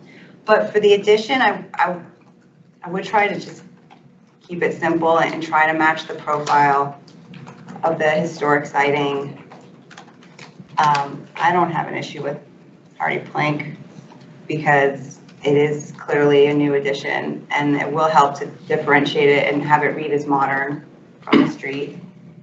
But I wouldn't do brick or anything drastically different on the addition. And especially given the size of the Yeah. garage already, something like that would make it Yeah. be more prominent than. But like a subtle change in profile of the, Are you planning on doing storm shutters, or is that just an anomaly through the plans? 'Cause several of the plans show storm shutters on windows that don't even have them now in your pictures. It's interesting you said, because the shutters are plastic. Well, I'm not a big fan of shutters that are for show. Yeah, they were shutters for show, and they were, when I painted the house, they were kind of falling off. I don't know if you have any of the original, but it's really bad. So we took them off, and we were gonna put them back up, and I was just like, man, it looks really good better without the shutters. It doesn't look as squashed. I think if you're not using them for actual Yeah. shutter purposes, then don't put them on I there. think unless you're gonna put in a true wood louvered shutter that meets in the middle when closed, then I think we. And even then, you probably really only want them Yeah. on the actual original house. Yeah. You know, I I think it just, looks we see too often the fake Shutter for shutter. show. Shutter for show. Right, right. Yeah, because I mean, the pictures of it you're showing as it currently, I thought it looks fine. I mean, I don't see an issue there. My only comment was gonna be that the garage is big, but the house is fairly big, it's big too, so I'm not necessarily concerned about that. It's just, obviously any subordinate structure, they've already been talking about, everyone's been talking about making sure that it's, subordinate. So, but I think you're already lower than the existing roof line. I'm not, and also taking it into context of all the other structures around it, everything, it's kind of, I think the more, I agree with my fellow board members about the stepping down of the addition of the connected to the actual house is the real key way to differentiate that new material from old. But again, this is, good housekeeping recommendations. I like that, I do, I think it's helpful. Ms. Burns? Yeah, it took me a while to figure this one out. It wasn't until I went to Google Street View and noticed the stone foundation on your property. Yes, sir. And realized that, okay, so that's the historic. Right, And its scale is modest, nice farmhouse, but the houses surrounding it are all of the McMansion-y variety, and were clearly designed to be compatible with the design of the historic house. So now you're talking about making an addition that is out of scale with the historic house. And other members have talked about shortening it, lowering it, this, that, and the other thing. But it's really a question of scale. The addition is out of scale to the original house, and the suggestions to make it smaller, shorter, whatever, I think will help in that regard. But then, as it was originally designed and you first presented to us, it made the historic house look like the imitation houses around it, so that they'll look, normally we fight to preserve the historic character of historic property and try and minimize what's around it. In this case, that's already happened. The big stuff is already surrounding you. And so you now have the most modest house, but you have, I think, the largest yard of all of those houses and all. But when you begin to balloon out the original house, it takes it out of the scale of what it was historically, which is why I think it ended up on the county inventory in the first place. So if I have any fault, I think it's with the 2006 final development plan that allowed it to get to this point. But that's water under the table. Right, right. By the way, do they expire? Is there a sunset on FDPs? I don't think No, so. they're forever? They should have an expiration date. Okay, but whatever. But anyway, I think the suggestions that you got from other members here address my main concern is that the addition is overscaled in relation to the pricing of the historic house. And if you can find ways of scaling it down, you maybe not as great room. Will reduce the footprint and the massing of the rear addition.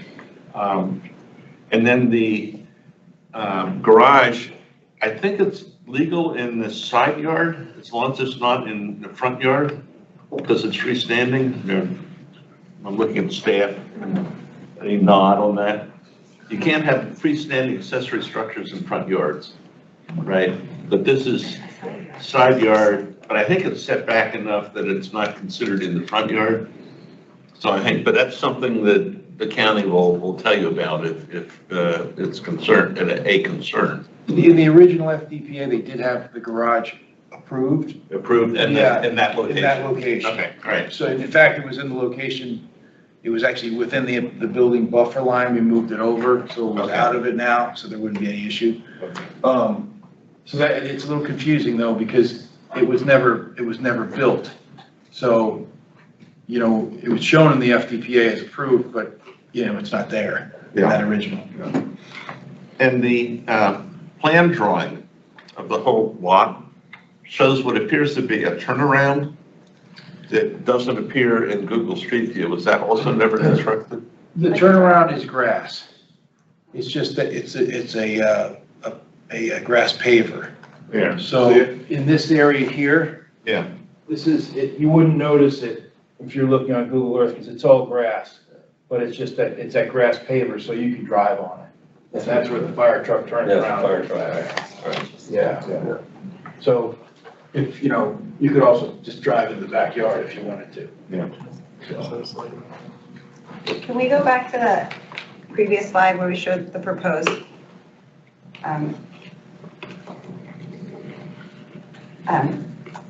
Actually, really, my board members probably dislike this, but I actually love freestanding homes and additions. This is what I used to do all the time. So I have two more comments. I do not like the banked windows on the second floor. I think the windows at the second floor need to be generally the size, same shape as the punch openings on the historic building. It's just seeing banked windows, the triple and the double is just really not typical to, vernacular farmhouse architecture. I'm not so concerned on the ground floor because, you might see something more like a greenhouse. Yeah, it's more just for the, Yeah, was it's to just capture the the second views. floor. But again, you can't see that from the street, so it's just my preference. I don't know. And then the building, I hate when these farmhouses are just painted white. When you have divided light windows.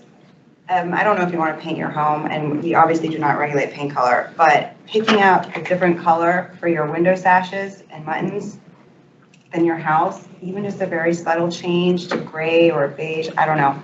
It can really invigorate the facade, okay? And historically, they probably would have picked out the porch railings and piers as well. It's not necessarily going to be a Queen Anne, like painted princess like in San Francisco. This is very subtle paint color changes. Could really jazz it up. No, it's farmhouse white, I guess Yeah. they say. What do they? Well, actually titanium white, the true white that we see today wasn't on the market. Right. So, and paints were made by natural materials, dyes. So a white that we think of now is probably more of a beigey, yellowy white. Yeah. And painters would mix paint on site, so every house would be a slightly different color. You didn't go to the grocery store and buy paint back then. So you don't have to feel confined Yeah. by sticking to the farmhouse white, knowing that there's actually was more of a spectrum for that. But, I mean, again, we don't regulate paint color, No, but, it's just a suggestion. Oh, thank you, yeah. Well, any other comments or recommendations from board members? Otherwise, I mean, I appreciate you coming to us and bringing us for our feedback. It looks Thanks like we for the feedback. gave you some things to think about, so. Seriously. Yeah, I wish my architect could have been here, but she was. Well, the nice thing is this is recorded, so you can totally point them to the YouTube link and they can endure the first 3 hours. Oh, yeah, Don't tell him when you came up, so he has to find you. So true. Then he went Bill. Thank you very much. Yeah, thank you so much. Okay, good job. All right. Takes us on to our next workshop item. This is ARB WK 2025 HM 00016, 1632 Chimney House Road, HVAC installation. Back to the Lake Ann Historic Overlay District. Applicant is proposing to install an HVAC unit on an existing porch. The Lake Ann Condominium Association represents the project. Welcome back. Hello. Okay. Lake Ann of Reston. So we have RELAC. And so I have here a unit owner that wants to move away from RELAC and have her own HVAC system. But I had we've hired an engineer. You guys recommended last year for us to have an idea of what the plan would be if every homeowner moves away from having RELAC. He unfortunately had to leave after 2 hours. He just left, but I am working with them and we want to present this application to you. It is a different idea versus not being on the roof. So not every HVAC unit would be on the roof, but we have some on the planter on the ground. So this is May's application. Give the details. And let us know your feedback, what you guys, just so I can direct the engineer. So yeah, because the engineer had mentioned that too many HVAC, our roof is wood. It is, and all the commercial units which are on the bottom, this is the top. You have 2 floors, residences, and on the bottom are the commercial units. All the commercial units put their HVAC on the roof. They're here, and here, and here, and many of them are on RELAC, but they're going to be moving all through because RELAC is failing, and in fact, it hasn't been giving us much cold air this season at all, so that is going to happen. So the unit, if we can go back to that so that I can show you where it is. So this, where the deck is, the wooden deck. Sorry. It says wooden deck on that. If you can make it larger. Okay, so it would be this one here. This is the unit. So this is the whole unit. It's a 2-floor residence, and that's the deck. And there is a wooden deck here, which was set a long time ago. Now, all of these planters are being removed, and they are being replaced by decks because there is leaks. There are leaks. The waterproofing of these planters had to be redone, and so it's being replaced with wooden decks everywhere. Tracks. Sorry. This wooden deck is an old one, and sooner or later it's going to have to be removed, and the waterproofing is going to have to be redone, and a new deck is going to be set. We'll be putting the tracks. Which means the trees would go. Tracks. Oh, she's saying they're doing Trex, not wood for replacement. Oh, okay, yeah, sorry, not, what I have, the wooden deck, and it's going to go anyway, because the waterproofing is going to be replaced sooner or later. Okay, so I can show you the picture of how it would look if we can move them.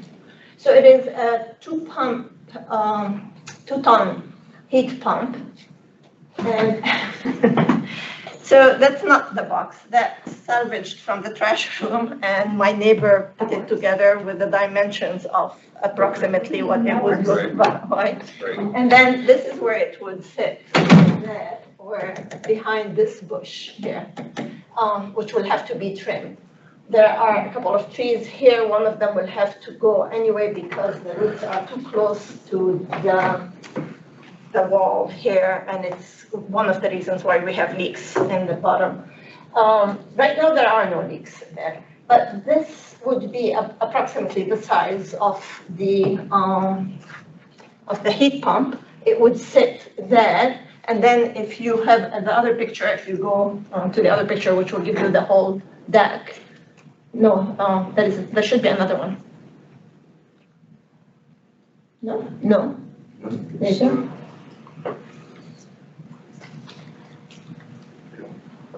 Just those two. And we only had the two in the package. Oh, no, there is one picture of the whole deck with this, but from. Was it taken from off the deck? Yes. Yeah, I don't think I saw that.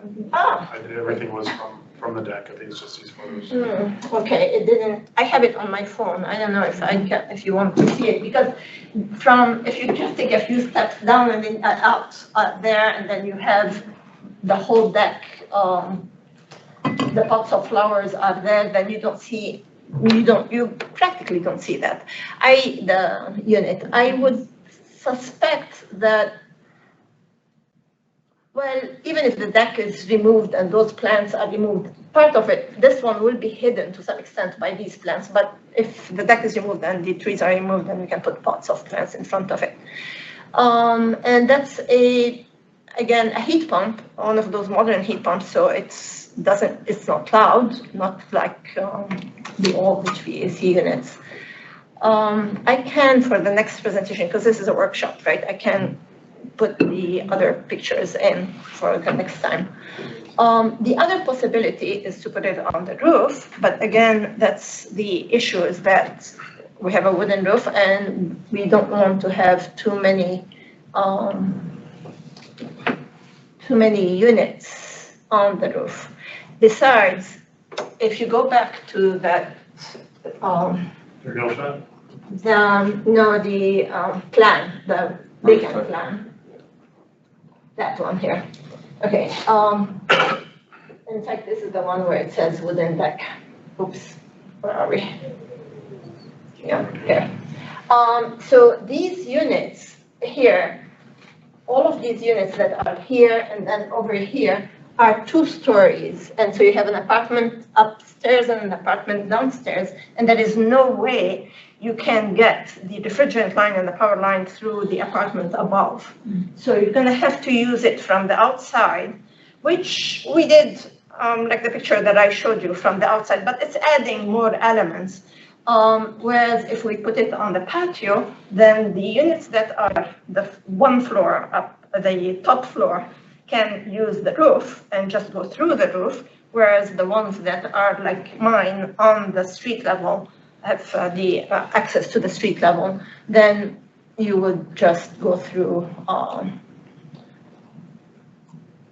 you don't have to go through the roof, basically, and you wouldn't have to have something going down alongside the facade.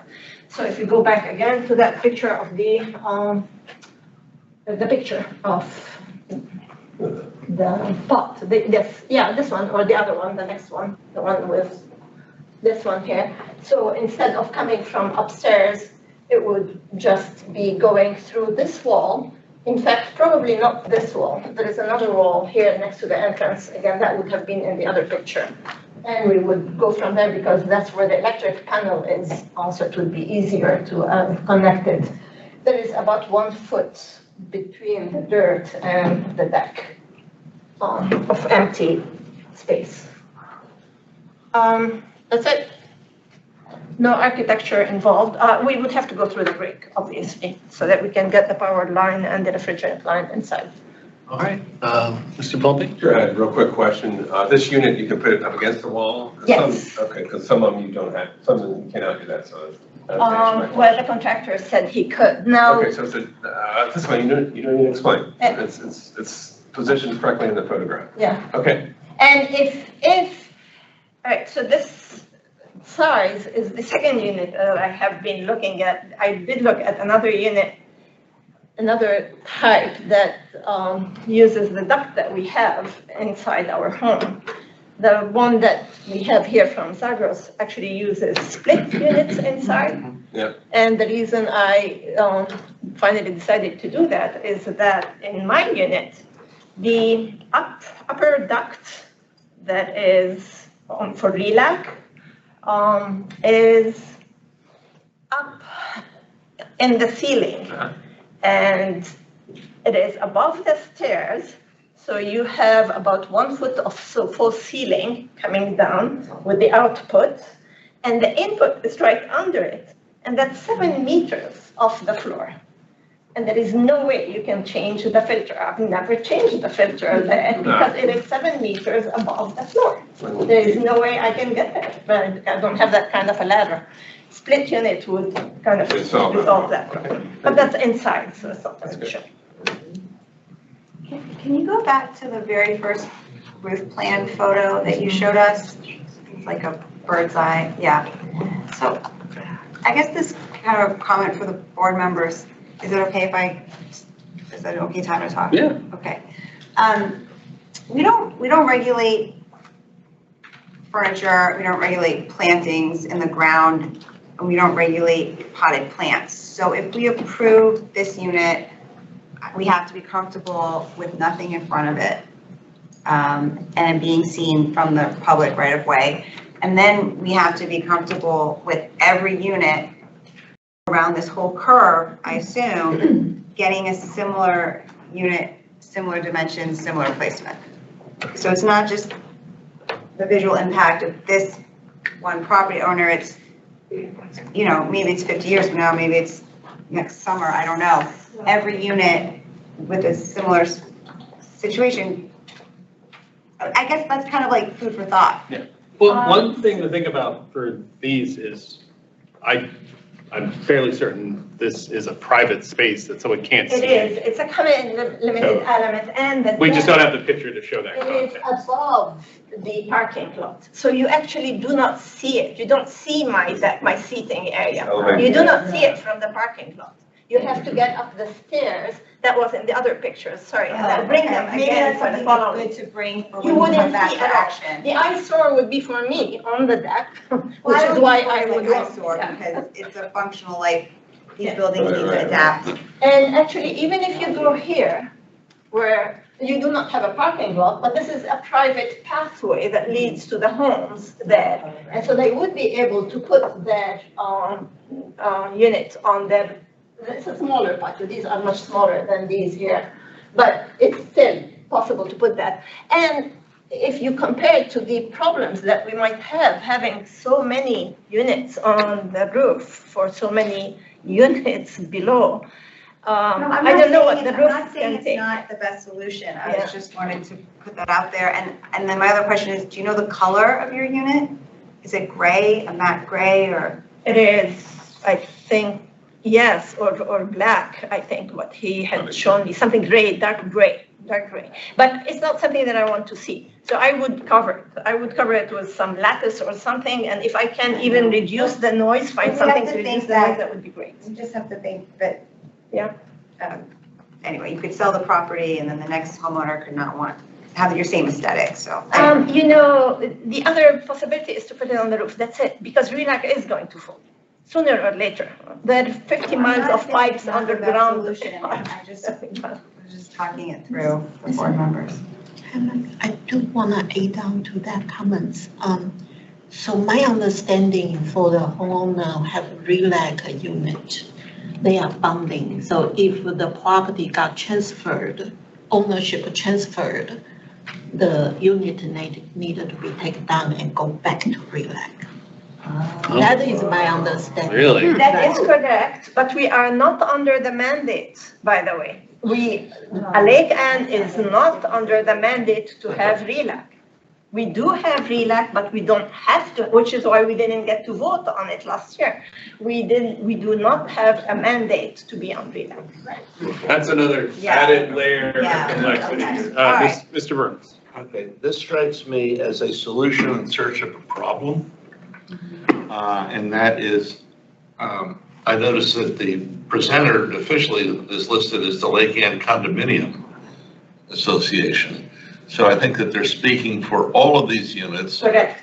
Is this the nose of the camel getting in the tent. So it's, if we Yes. say that this is a possible solution, does this become a prototype for everybody else? For chimney and quayside, yes. Yeah, okay, so, all right, so I would be extremely cautious about coming up with something that could be interpreted as the universal solution when each of these units, well, you can see in their plan, they have different shapes. Some are gonna have wider patios that might accommodate it. Some of them might be the full width of the patio is windows, and we just don't know. So I'm not sure. All the patios can accommodate. We can give you pictures. I can get you pictures. Okay, but whatever, but this presumes that there will be many, many of these things. It also presumes that RELAC will fail. Last time I was out there, they told me they were only using 2 of their 4 chillers. 1.5. 1.5, okay, so, but they've got 4 chillers in there, this is and I can't call it a district heat solution because it's not heat, it's chilled water. But this is a district solution to providing a utility to these units. So we're gnawing at it bit by bit by bit by bit, and perhaps ensuring its ultimate failure by everybody trying to withdraw from it. So it's, we're kind of abandoning this bit by bit by bit by bit. So I'm just very nervous about, going forward with the recommendations. Yes, we think this will work because I think it might work in this situation, but I can't speak for any of the other units. And I agree, but we also are trying to make sure that the property continues to be used. And that's one of our mandates in our statement of purpose is continuance. Yeah. And because I agree with Mr. Burns that we can't have a one-size-fits-all solution for Lake Ann because Lake Ann is not one-size-fits-all. There's so much variation that if someone comes with another unit in the same area, we can say, well, even if this is a private area, this is not as obscure, this is not as much coverage, this makes it much more challenging to put a unit here compared to one of the other units. And that's where one of the things we asked the county and one of the things we pushed on the supervisor at one point was, we really need more information about the entire, what are the potential solutions for these units if that does fail? Because we can't be expected to fix the RELAC situation. We're not gonna, whether it fails or not, this board can't be the one that makes that, but I keep going back to that statement of purpose for the continuance of use and kind of going to your comments, with a few weeks back when it was approaching 100. That's just not sustainable. And it failed. And actually, during that heat wave, we did not have AC because their chiller failed. But I mean, I agree with Mr. Burns that I don't think, even if, if this workshop, we come up with an idea that might work for this unit, I think, right now, I don't think our guidelines are ready for this. And that's one of the problems we have is they didn't envision this challenge at Lake Ann, and we don't have the ability to make that change anymore because we don't have the money to spend against it. But we'd have to hold a line that just because we voted for one doesn't mean we're setting a precedent that we'd have to, there's no way we could do any kind of blanket approval. People would have to acknowledge that they couldn't guarantee that. I mean, with each one that went on the roof, we meticulously analyzed each one of those to the point of, understanding that. And you're right, we're going to hit a point where we can't put them on the roof because we won't have a roof. We'll have HVAC units in the living rooms of everyone's house. So, but also recognize that part of the historic character of the community we're protecting is the shared HVAC system. Ouch. Oh, no, it's good, it's true. Is there, I'm not an engineer, but can they not upgrade the shared? That is the Pandora box that you don't want to necessarily open. The other possibilities, actually, we did explore that. The board did hire an engineering company to explore this. And one of their ideas might work for Hand House, which is the big building that you don't see right here, which cannot put anything on the roof. There is no way it takes any weight. However, it was putting chillers on the property and connecting them to the pipes. but that was prohibitively expensive. So we might end up doing this anyway for Heron House because there is no other solution for Heron House, it looks like, unless they put the HVAC units on their balconies. But for the rest of us, it's too expensive to have a huge chiller in the parking lot that provides cold water, that produces cold water and sends it to the units. It's too expensive. We can't afford it. And by the way, we have $12 million of repairs that we are still working on. No, and looking at it from just an individual one, yeah, it is potentially reversible. I would love to know more about the unit, the spec sheets, because looking at the graphic that was given about it, and Ms. Orr and I were looking at it, some of the information on here that have minimum space settings for air passage seem to suggest that what the HVAC contractor said may or may not match up with what is actually going to be promised. And I'm not just saying that they didn't speak truthfully, but I would really want enough information to be able to be certain that this unit could sit basically flush against the wall, you know, because it's a low impact proposal based on what other options we've seen compared to, you know, something that's off to the side, sitting somewhere, or shoving several pipes. By the way, it could be lower than what it is, because right now it's sitting, right now the box was sitting on the deck, but that part of the deck can be removed, and it can be placed on the ground, on whatever metal or whatever it is that would be required. I think that this proposal right now, I am comfortable with approving. It's what we're trying to think through is, since you are representing the HOD, and I think you want us to give you feedback on more units like this being installed. I think that's what we're talking through, is the cumulative visual effect once these are all installed. And I don't know, maybe the visual effect we find is minor, and so basically, you have stairs that go up to these. Yeah. So from the parking lot, you do not see the patios. Like they are. Yeah, that's. Every property, sorry, if I could tell you guys, every unit is a little different. So you guys will all need to, that's why we have the engineer trying to come up with an idea for every unit. So if they want to walk away from RELAC and put in an air conditioning, this is their option. So that's what the board is working on. And I think obviously then the other thing is you start looking at the cumulative effect of how many holes and walls you're cutting in, you know, the J building and all these different structures. So, but the other side of it is, you know, balancing it with the need of being able to occupy the space.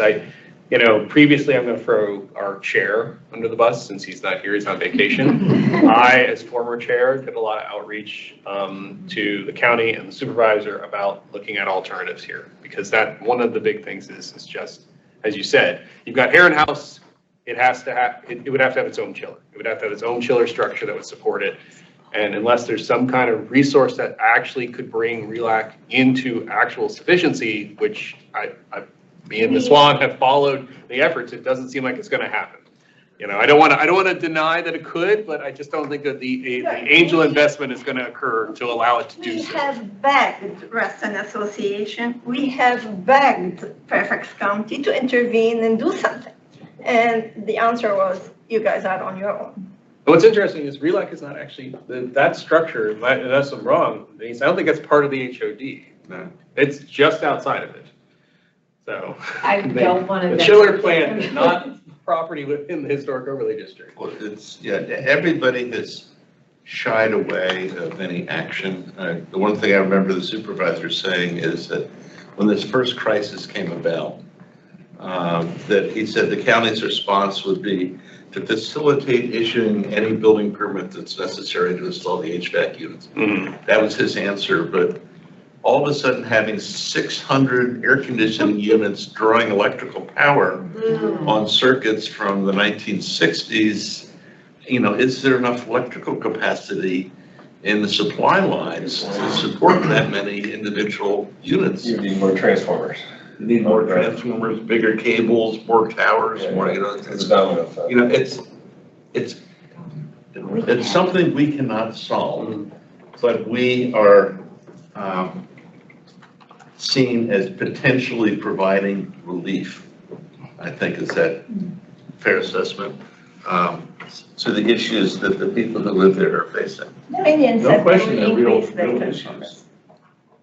Dominion said they will increase the power of the transformers to accommodate the requirements. The story I know, you can correct me, is there is a grassroots group who take over relay management and did a trial, which Mr. Byrne met them. Yeah, we met them. Yeah, and the person in charge of that group passed away. December. And that's why nobody can pick it up and move again. That's the. It went back to the original owner who's trying to get rid of it, and and if he does not sell it, he's going to just stop it because it's not making enough profit for him. And like I said, it's not just the chillers that do not work that need to be repaired, and he said to the tune of $1 million or so, but it's the pipes. You have something like 50 miles of pipes underground going to all these communities that are 60 years old and that keep breaking and that need replacement. My understanding is when the issue first surfaced up, this grassroots did pick up the management, and for the first summer is running just fine. It did. Right. Last So summer it's it did. really after last December, things start to, right. Well, I think setting, the fact we have one here for us. And so I think summarizing, I've heard one, it does seem low impact. So that seems much better than other alternatives we've seen for HVAC. I think it's missing some site context that would help everyone understand where it's located exactly. And that's something that could easily be addressed with photography. Some more information about the unit being selected so we could understand exactly how it's going to be installed. Is that how it looks, you mean? Oh, well, it's more about, so the cut sheet that was given to us is a little hard to process. The last page in the packet, it's a little fuzzy, and it seems to suggest that there does have to be some setback from the wall. And so it'd be helpful to make sure that we can confirm that's the case, because I think that's one of the key, for me, that's one of the key selling points is this is very low impact in comparison to some of the things being proposed. Although this patio is one of the bigger patios, and so there is plenty of room for a bigger unit, in fact. So it can be put slightly away from the wall. On the bottom on the left is the diagram for airflow and maintenance. It shows all the way, keep going down. The very bottom of the left corner. That shows. That seems to suggest it has to be setback from the wall. In different scenarios. So I would definitely ask him about that, because that seems to suggest it would have to be set away, which would be eating up more porch space, which even though you do have a bigger porch, that is, you want to know exactly how much you'd be giving up. Mr. Daniel, I was going to suggest that when you come back, is not just your unit, but all the units that are on the ground floor, is to show a diagram where those HVAC units would go on the ground. I can get you Because that's pictures of important, each one because of this them. is, like Mr. Burns says, this is going to be the precedent that sets for a lot of things in this hammock too.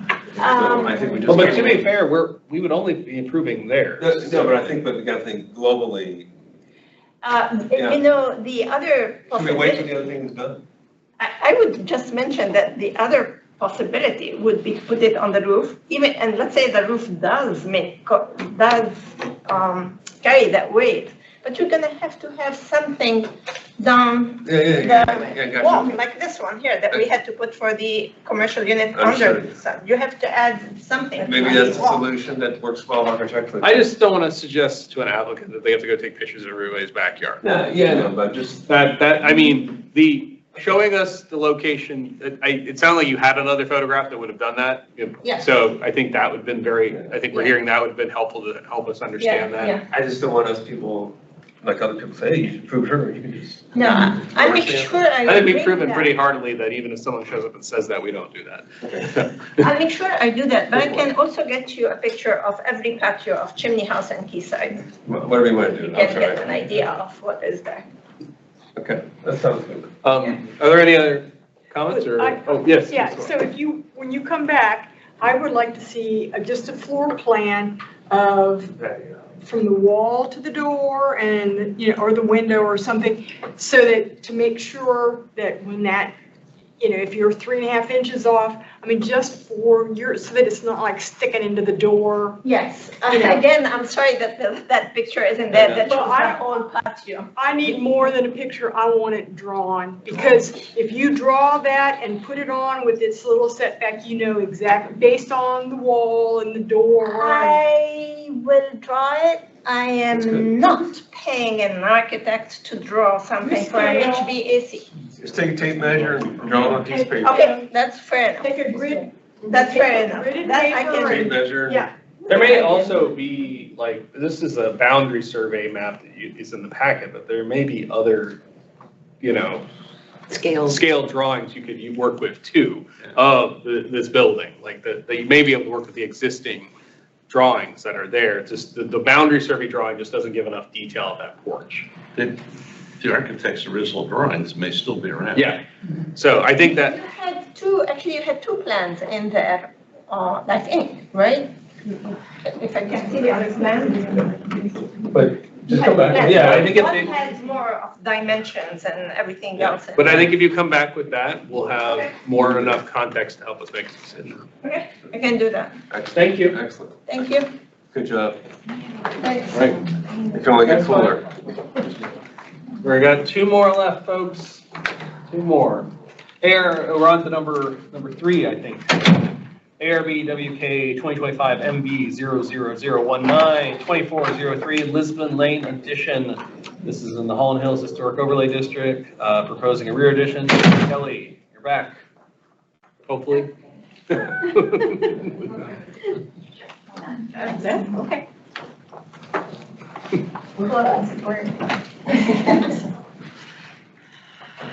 Good evening, everyone. I'd like to introduce Allison Peck-Bierman. Her husband Brian couldn't be here tonight, but we're proposing a new addition on the back of their house in Holland Hills. You want to give a little talk about why you'd like to do the addition? Thank you all for doing this. This has been fascinating to be a fly on the wall. I love sort of the local civic group here. So thank you all for listening and approving. So my husband and I moved in about 2 years ago. We've long been fans of the Holland Hills architecture, and we're excited to move into the neighborhood. We've had many friends before we moved, and it's been really thrilling to be part of this community and be part of the history of the space. So we both work from home, and before we moved in, a previous renovation turned what was a 4-bedroom into a 3-bedroom. So we have a large master suite, and then we have 2 bedrooms, one of which is the guest room, one of which is an office. And over the last couple of years, we've had some changes in our family. Both of our sets of parents have had significant health issues. My mother is on her last stages of early onset Alzheimer's, and there is a chance that, you know, we might need to make space for an additional family member coming up soon. So one of the addition spaces that we're hoping to do is to add another bedroom that can be sort of accessible from that side, that will have its own separate space, and to also expand the living area to potentially be able to welcome another member of our household in the future. May I have the next slide, please? This is the plat of their home on Lisbon Lane, and then the proposed area for the addition. We have 2 ideas right now that are very, very similar. One is adding a bathroom, one's renovating an existing bathroom.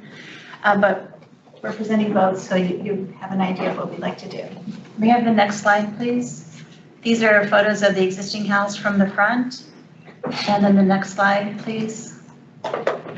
Coming around the back, there's an existing deck that will remain in place. This one was taken last winter. This deck will stay as is, and the addition will be we'll be adding down here. This shed will go away and we'll be adding a new shed. Next slide, please. And just to give you some other photos of the existing house, this is the chimney on the side this will all remain as is. And the new design, we're adding clear story windows that are similar to this to carry that element around into the new addition. Next slide, please. This is the existing floor plan. The living space is in the back, the kitchen, and then this is the primary bedroom, and one is an office and another one is a guest bedroom. Next slide, please. And the existing roof plan. Next slide, please. This is the first scheme where we'll be adding new living space and then a new guest bedroom, new bathroom. And then this is the existing mudroom for the existing house that we won't be changing. And then this is the new location of the shed. And the next slide, please. We'll be coming off the back with the butterfly roof line. In both schemes, we have that same roof line. And the next slide, please. From the front, on this first scheme, you'll see a little hint of the roof line of the butterfly in the back. And then from the west side, this is the new addition. And then looking directly from the back, this is the new bedroom, the new living space, and the existing house. And then from the east side, the shed is right here, and then, I'm sorry, the shed is right here, and then the new addition coming off the back with the butterfly. The next slide. This is the second scheme. It's a smaller, little bit of a smaller footprint. We have the new guest bedroom, but we'll be enlarging an existing bathroom. It's a very similar roof line, butterfly. That's good. Go ahead. Butterfly roof line coming off the back. And the next slide, please. Then here you can see the new addition where we'll be matching the siding of the existing house. And then from the front, there will be a little bit of the roof line of the addition in the back, but it's barely visible. And the next slide, please. The new rear living room, family room, and then the bedroom addition. And then here, this is the little shed, and then the bedroom addition is right there. We welcome your comments, ideas. Okay, thanks, Ms. Kelly.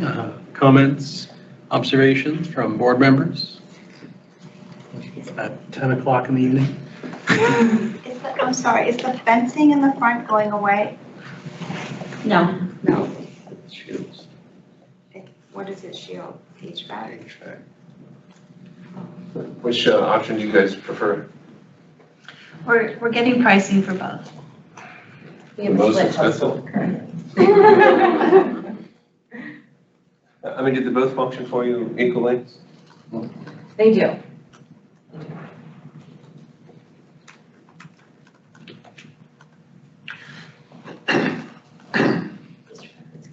Mr. Kalinsky, sorry. These comments aren't so much related to the historic portion so much as design. Aesthetically, having the larger step where you've added the full bath, that seems to be it seems to distinguish itself a little bit more. It's for better for worse, it's one long bar of a house right now, and if you're going to add an addition to it, having it distinguish itself with that second bump and being a little bit prouder, I don't know, that appeals to me. And also from a functional standpoint on the interior, I think this is a much better floor plan than the others.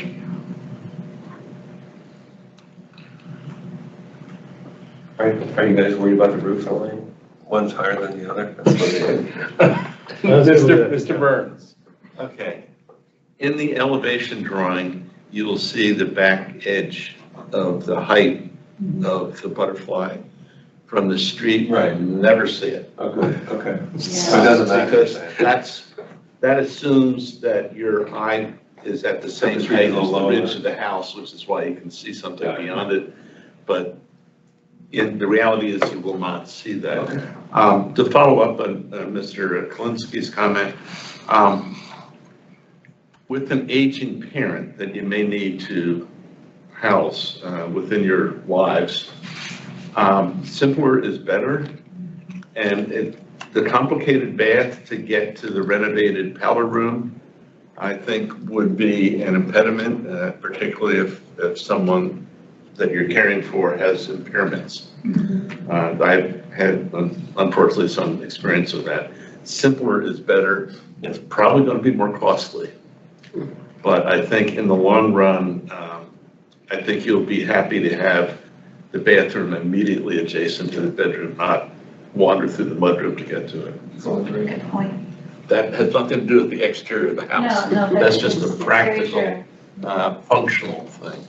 And then I'm curious about this, there's no room that's labeled dining. In the drawings, I was just curious as to where do you? Actually, the dining room is right here. Will it stay there? I think so. That's okay, so that's functionally, that's, okay. Okay. Right, this whole area is a combination of living and dining. Mr. Blumby.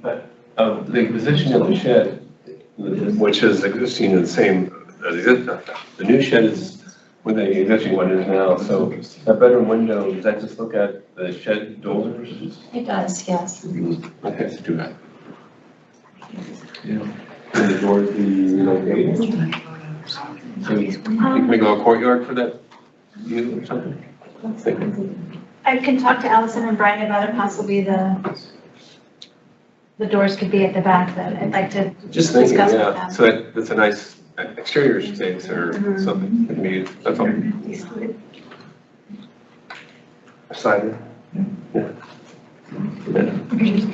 Any other? I have a question, just like, Google Earth said there was something projecting from the roof, like a cupola, like.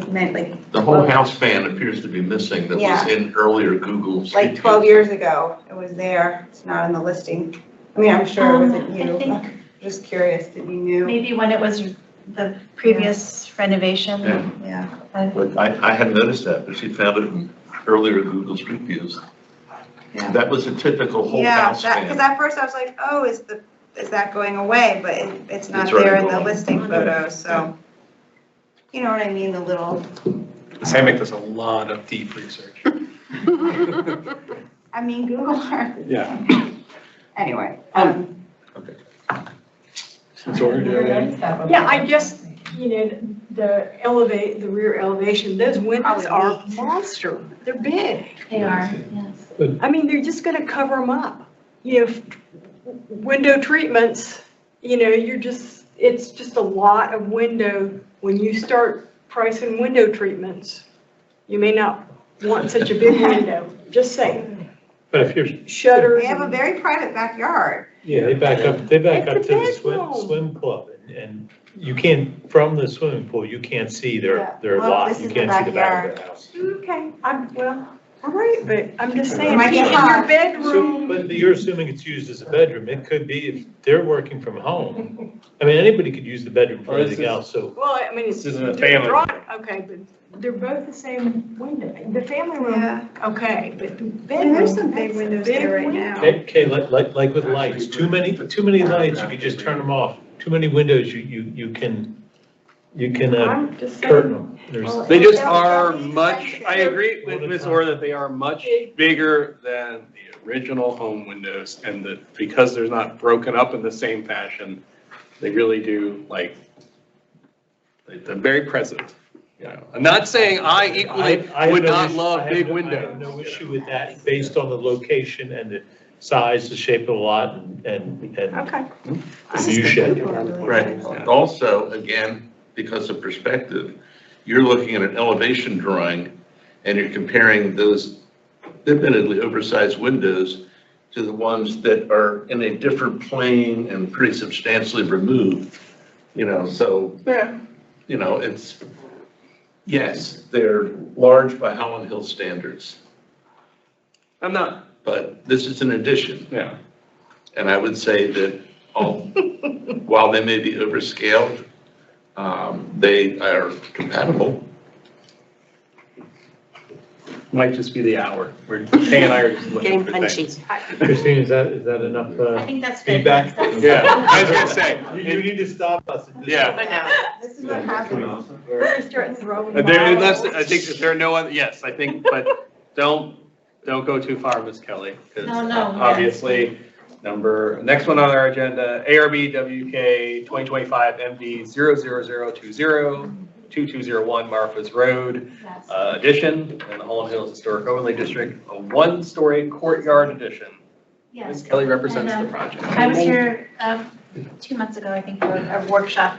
Janet and Corey, my clients and the owners of the house, were not able to make it that night due to a previous engagement, but would like to talk a little bit about why they'd like to do the courtyard design. We've also revised it a bit from our first presentation, but I'd like you to hear from them first. Sure. Hi, I'm Jenna. This is Corey.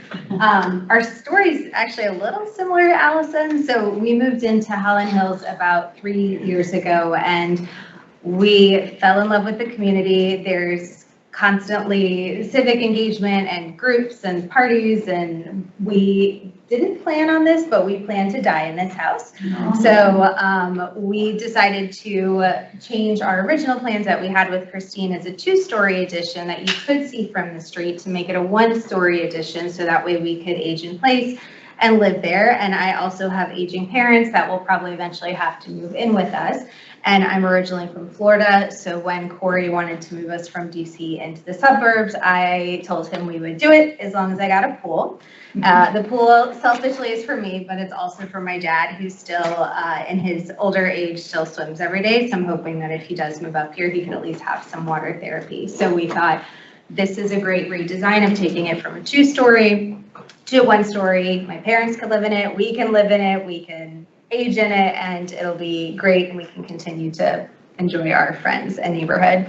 I'm trying to think of what else I can tell you. We both work from home. I'm healthcare. Corey's a retired Marine, and we took a lot of the comments that Christine was able to get from you all last time, and again, our amazing neighbors. We had 5 of them, who are architects who live in the neighborhood, come over.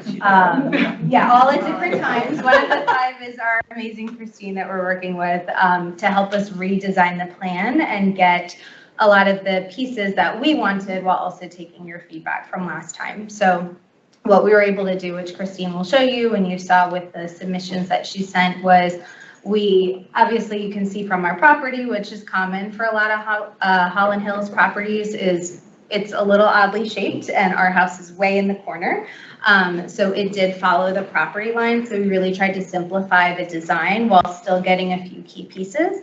Our house faces southwest, and we have the most amazing, beautiful sunsets. And we're at the top of the hill. So we wanted to preserve that view in our design and have a wall of windows there. We also wanted to have the addition piece feel a little bit separate from the house, because that's where Corey and I will be. So when his kids come, or if my parents ever have to move into the home, they'll be on the other side of the house. And to John's point, that side is a little bit more of a simple design to get elderly parents in and out of bathrooms and rooms. And we also wanted from the street, well, our neighborhood is really built on this like 360-degree veranda. We wanted to still have from the street where you can't see that there's this full-on addition. We also need a carport. There's been a lot of trees that have fallen down recently, and we're a 1-car household. So if we lose our car, that's a little bit difficult. So we want to keep it protected. So we took your advice and moved the carport back, so that way the house is more prominent. It's still just because of the boundary lines in the front, but we wanted to bring more attention to the house by moving the carport a little bit. I think I covered most of it. Yes, you got it. Thank you.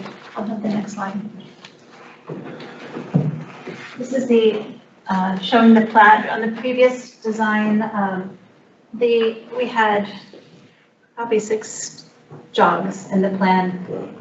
This one, we've simplified it, still keeping within the 15-foot side yard setback, creating the courtyard that faces west and the sunsets. The pool will be right in this area. And then the existing house, the carport will be here. It does require a special permit from the previous presentation. We have pushed it back, and the previous presentation, we had a workshop. We've eliminated the workshop and taken it out of the scope of work.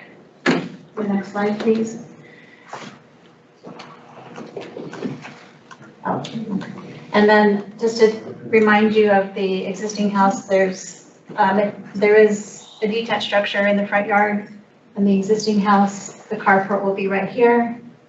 And then coming. Ms. Kelly, can you back up what you said you did, what you took out? Yes. Okay, sorry, me and Ms. Orr didn't follow.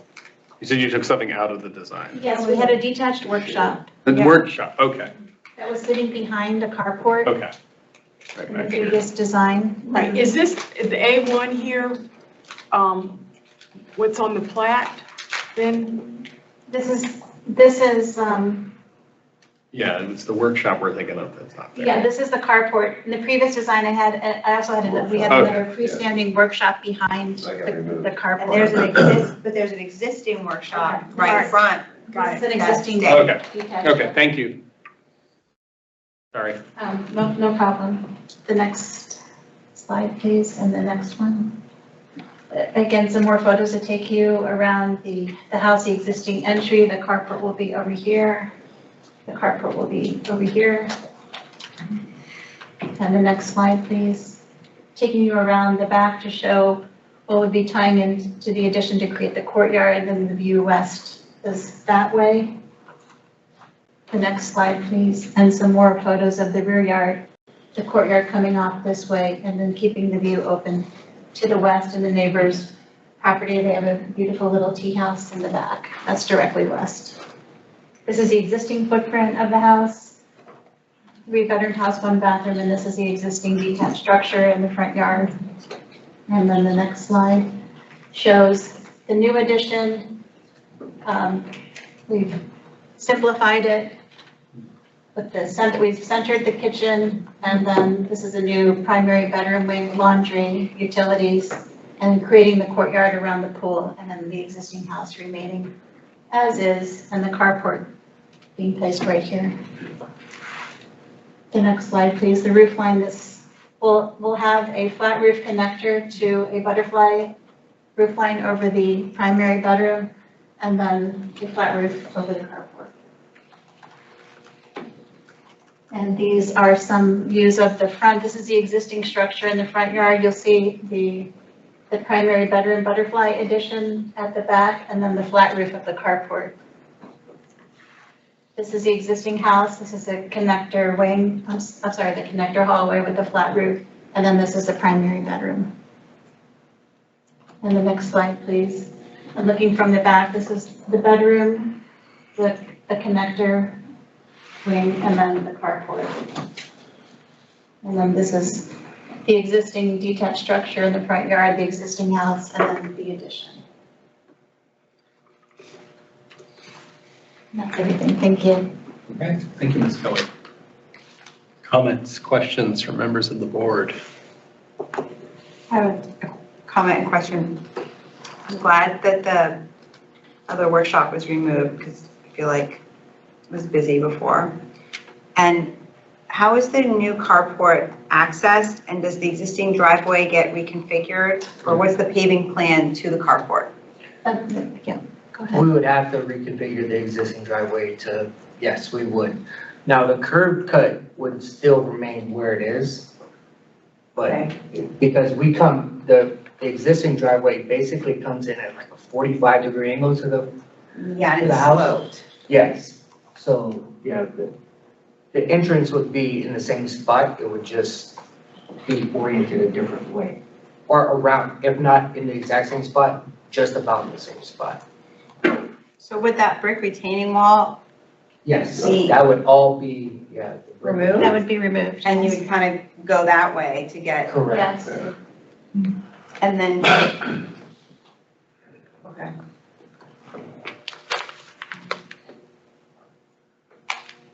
And then to answer your question about the carport, may I have the floor plan, please? And yes, the carport is attached, it's attached to the house here, you drive in the carport, and then this is open, so you could either walk here to the backyard or just walk from here and into the front entry. I was gonna say, just to tag on what Ms. Hammack said, was for the driveway being removed and the walls may all be removed. Can you just show us in the future what that is going to look like? I You know, will, if there's yes. new walls, sloped earth or whatever, Yes. so we know what the curb appeal is. Yeah. Okay. Thank you.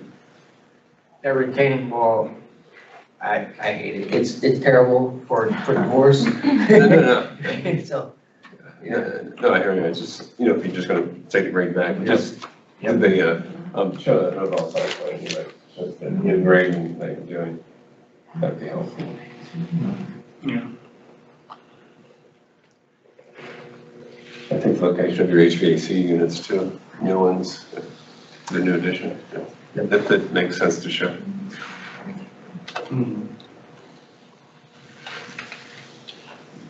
So I don't love the carport, but but at the same time, given some of the pictures we saw, I don't know if a carport would save a car, given the trees that have fallen over. So steel, you know. I wish carports were freestanding. Not in front And yards. it's also dealing with the setback situation here, which is a perennial issue at Holland Hill sites. right. I think reducing the steps, it made it a little softer. I mean, obviously it's disconnected from the original house, so there's not, you know, you've always been a light touch, Ms. Kelly, about trying to, you know, not just come right in and blow a hole in the side of a Holland Hills house. So I appreciate that. I don't know. I don't have a lot of feedback on the addition of the back. I mean, it really is for me, it just keeps getting into the setback approvals and stuff like that. And I'm starting to slowly drift into Ms. Orr's orbit of, you know. Well, the addition does meet all of the setbacks. It's the carport that. Yeah, it's the carport. It's the carport. No, the addition meets all the setbacks. And it works with the lot. It's great. Yeah. I love that you're able to build something that somehow deals with that. It's just. I don't think we want to open the can of worms for carports in the front like that. No, and it's more of a, I mean, obviously, being you know, the way it's going to be constructed, obviously, it's not a huge visual impairment, but it's, you know, just another item there on the list. So that's just my personal feeling on it. You know, we're not a monolithic board, but that's my comments. I don't know if there are other. Have you spoken to, I'm assuming to go through the variance process, you need your. Well, they would need our recommendation. But your neighbors. Special permit. Have you spoken to your neighbors? Yeah, we've spoken to both of them. The ones to the right of us, they didn't see any plans. They said that was fine. The ones to the left that would be more impacted by the carport. Well, they're the ones that are in the side that needs the zoning variance. Exactly, yeah, they said that would be fine. They didn't care. They actually built a shed on their property, which we found out encroaches on our property. So we're kind of doing a scratch your back. Mine. Wow, okay, well, good, very good. The carport is in your front yard setback, right? Yes, but you can ask for 50% reduction for a special permit. So it's just that little corner you gotta worry about. Yes, Okay. and we're not at the 50%. I got you, yeah. All right. I mean, it's either that or put it adjacent to the house, but then you're. Yeah.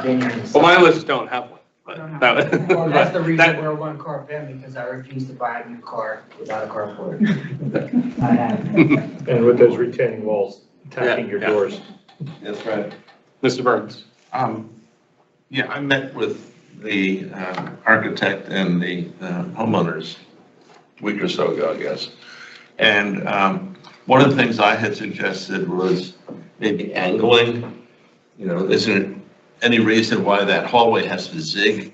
And it turns out that they're contemplating a retractable canopy. Over the pool. So to the left of where the pool is, which needs a rectangular spot. Very So that- Floridian. I know. Yeah. So that's got occasion. Oh, yeah, we I tried. We had talked about, you know, could you a curve? Yeah, exactly. I like the path that draws you through. You get create your separation, house. you got a lot of light. So this is, I also told them I'm one voice and they have to listen to everybody else and not just me. But I retain my strong ambivalence about carports, particularly carports in front yards, and especially carports in front yards that are in the front yard and side yard setback at the same time. You mentioned you're a single car family. That appears to be big enough for 2 cars. Yes. So why not a single car carport? We're single because I don't care about my car because it's old, so it can sit in the driveway. Corey needs a car. The whole reason we moved to Holland Hills was because his truck got stolen out of his secure parking garage when we lived in DC. So we have been a 1-car household for 4 years, or 3.5, 4 years. So he needs his own car. I love him, but he's a grown man. He needs his own car, but he will not buy it without being able to park it in a carport. Right. Nevertheless, my concern is carports in front yards. And the underlying concern is that these houses, the architecture was the primacy.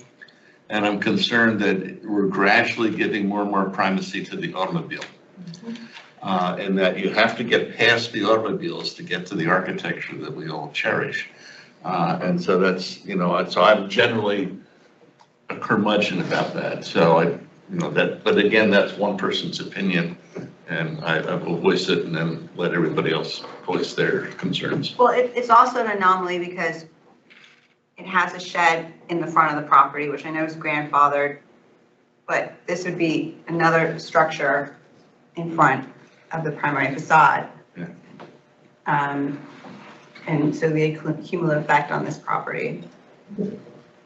Would be 4 posts and a roof. Well, I'm going to stick my neck out just real quick. oh, all right, go ahead, Mr. Probably. Plumpy. Would you ever contemplate moving your curb cut and just, hold on, move your curb cut so you have a side entry garage, or carport, and just put a screen panel that is on the front side of that carport, so you conceal the cars, but it's a side entrance. So you have a side, so the driveway would come up the side of the property, yeah. You know what I mean? Yeah. So basically, you don't have that obtrusion of the cars just up in the front, so it's kind of concealing it, just like the shed is a concealed building, it's kind of like of that, so that your cars would face your neighbor's lot a little bit. Just thinking out loud. No, you're right, because the driveway, yeah, it becomes very car focused. Yeah, now it's off to the side, so you have a lawn panel in front of you.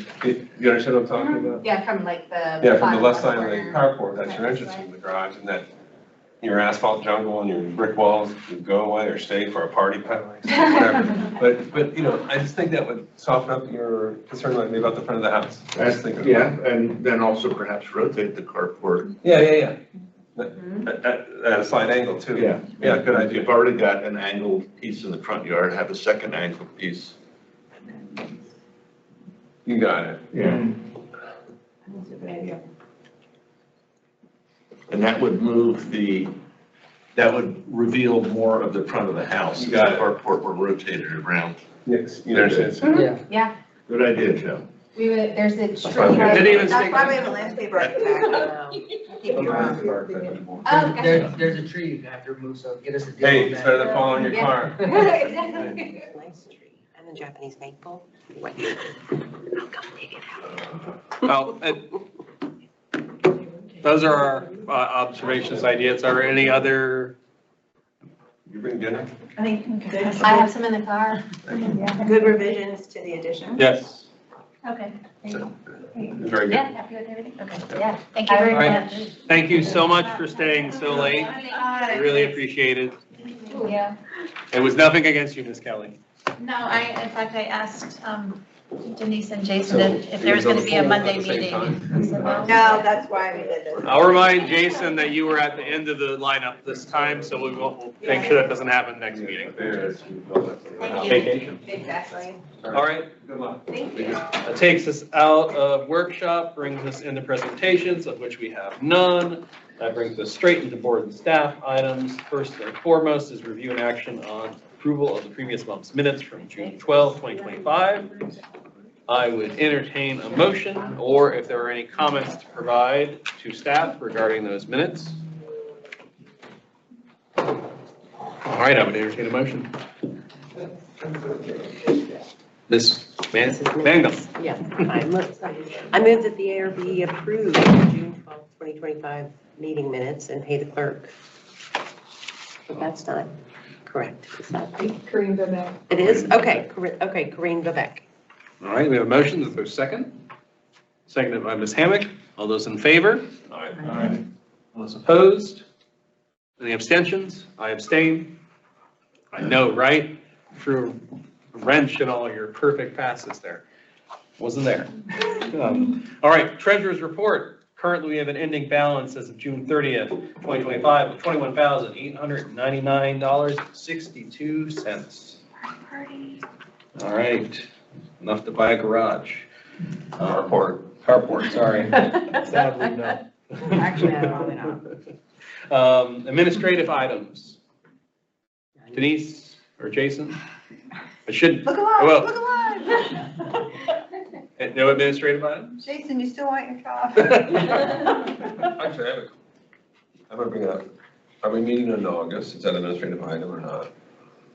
Well, now that we had this meeting, no. We're not meeting in August. That's excellent, because I always thought there was a bunch of people coming from holidays, Yeah. even more than that. We got him. We got them through. Now we're talking. Thank you so much. That's why Jason and I that's why Jason's email was That's what thinly Jason- veiled Fred. That's why- What do you want to do? Otherwise, we're gonna have to have a That's meeting in just August. marathon. Okay, cool. Yeah. And Jason's not here, so you got lucky. Well, my husband will be home by 11. All right, no other administrative items. It depends on where, the introduction of new staff, I just wanted to. Yeah, sure. How you doing? That's an I'm empty. Would that be an announcement? I'm not sure where it falls. We'll call, yeah, that's the correspondence announcements. Yeah. Everybody, we now have an ARB administrator again.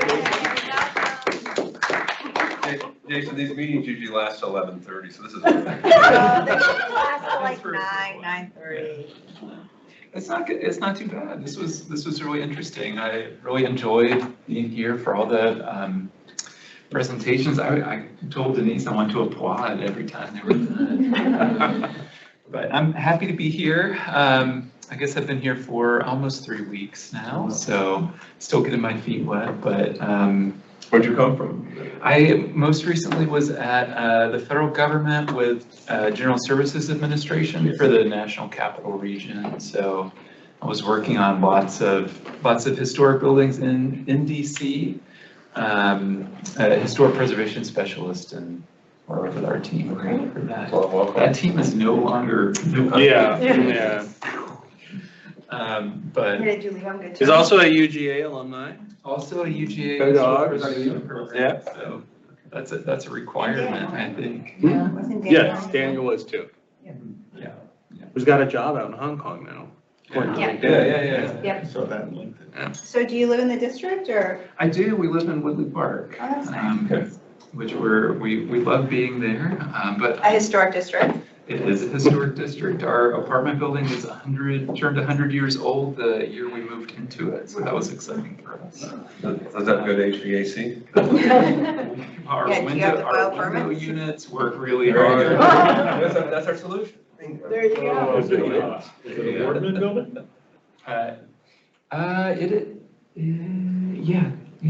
I think it is. I used to know the answer to this, and I can't remember. I think it is, though. Highly likely that it is in Woodley Park, from 100 years ago. What else? Yeah, so I was at GSA for about 3.5 years, and before that I worked for the State Historic Preservation Office in Florida for 7.5 years. I was Historic Preservation Specialist there for a while, and then for the last 5 years I was the Deputy SHPO for all state and federal compliance that we did. So got to work with Chris in that capacity a little bit. Good, EDHR for us. Yeah, that's right. I know, we saw a couple emails and letters from them, so I was reading them closely. Yeah, Just really, really happy to be here, happy to get to know Fairfax County better, and happy to get to know the people who work for Fairfax County. Exciting times for the county. Wait, Fairfax County, I thought this was the Holland Hills Historic. I didn't realize we reviewed other parts of the county. Our meetings ended at 7. No, Laurel Hill, the Laurel Hill actually ate up most real estate when Holland Hills wasn't a thing. Yeah. We held so many, and we kicked Joe I was always and out. John out of the building. That's They right, sat in the yeah. hallway playing backgammon or something. That was good. I won a lot of money out there. Memorized all the faces. So Jason, if you need money, that's your Yeah. guy. Yeah. But no, we're super happy to have you on board, and, you know, it's, as you can see, we keep busy. Yeah, Denise, you must have been so busy. Yes, Take I August off. I am very happy to have Jason particularly, but a new staff member on board. It's been challenging. And then another staffing announcement I was gonna say, but also the other big announcement is that Liz Kroll is retiring. Who's that? She's the head of the archaeology branch. Wait, how many years has she had with the county?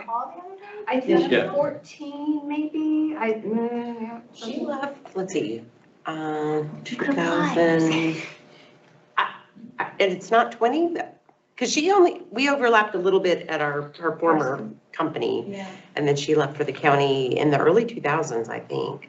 She occasionally shows up to our meetings and will provide pearls of wisdom about the vast archaeological history of the county, and just, so that's huge. But that position's listed as well now, right?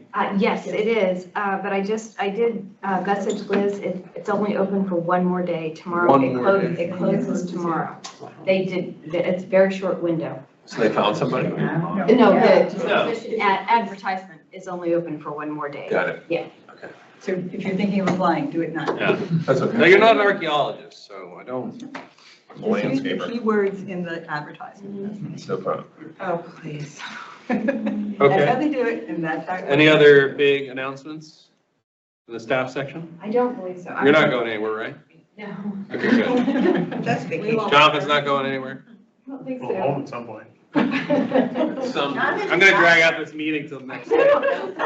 That's why Zellman's coming back. Come and take it from me. All right, so, no August meeting, which we would, but that does mean folks need to be prepared for potentially having a long September meeting or a September meeting that has a Thursday and a Monday meeting. The same thing that happened this time, but it'll be Jason making that call with Jason. That'll be the biggest problem we're gonna have, is Jason squared will be contacting you all we'll all have to decide. From the A to the Z. Yeah, From to the A to the Z. Oh Yes. my gosh, I didn't even put that together. I Wow. didn't put that. It's late. His ears better be burning on his face right now. No old business based on here? All right, new business.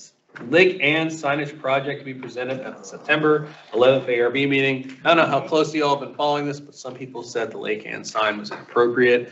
Only when someone tells you it's inappropriate would you even think that, so. What Lake Ann sign, what are you talking about? Lake Ann signage, you just go look at it. And so they did a whole signage study Wait, about looking at new So signage. Lake Ann installed new signage? No, they have not. They're doing a whole study about signage. But they have a sign. Because they want to do new signage? Yes. Well, I think it started our economical revisioning stuff. Yeah, it came out of the economic revitalization. Right. And they cannot afford to do everything else, so. The signage is a little dated. However, there The whole is, place is a little dated, that's why it's so charming. there is a, well, but many people have also said that one aspect of the signage is very, is wanna tall, They want to and has a rebrand spraying fountain coming out of the top of it, and is perhaps, one would dare say, suggestive. I won't go any further. Really?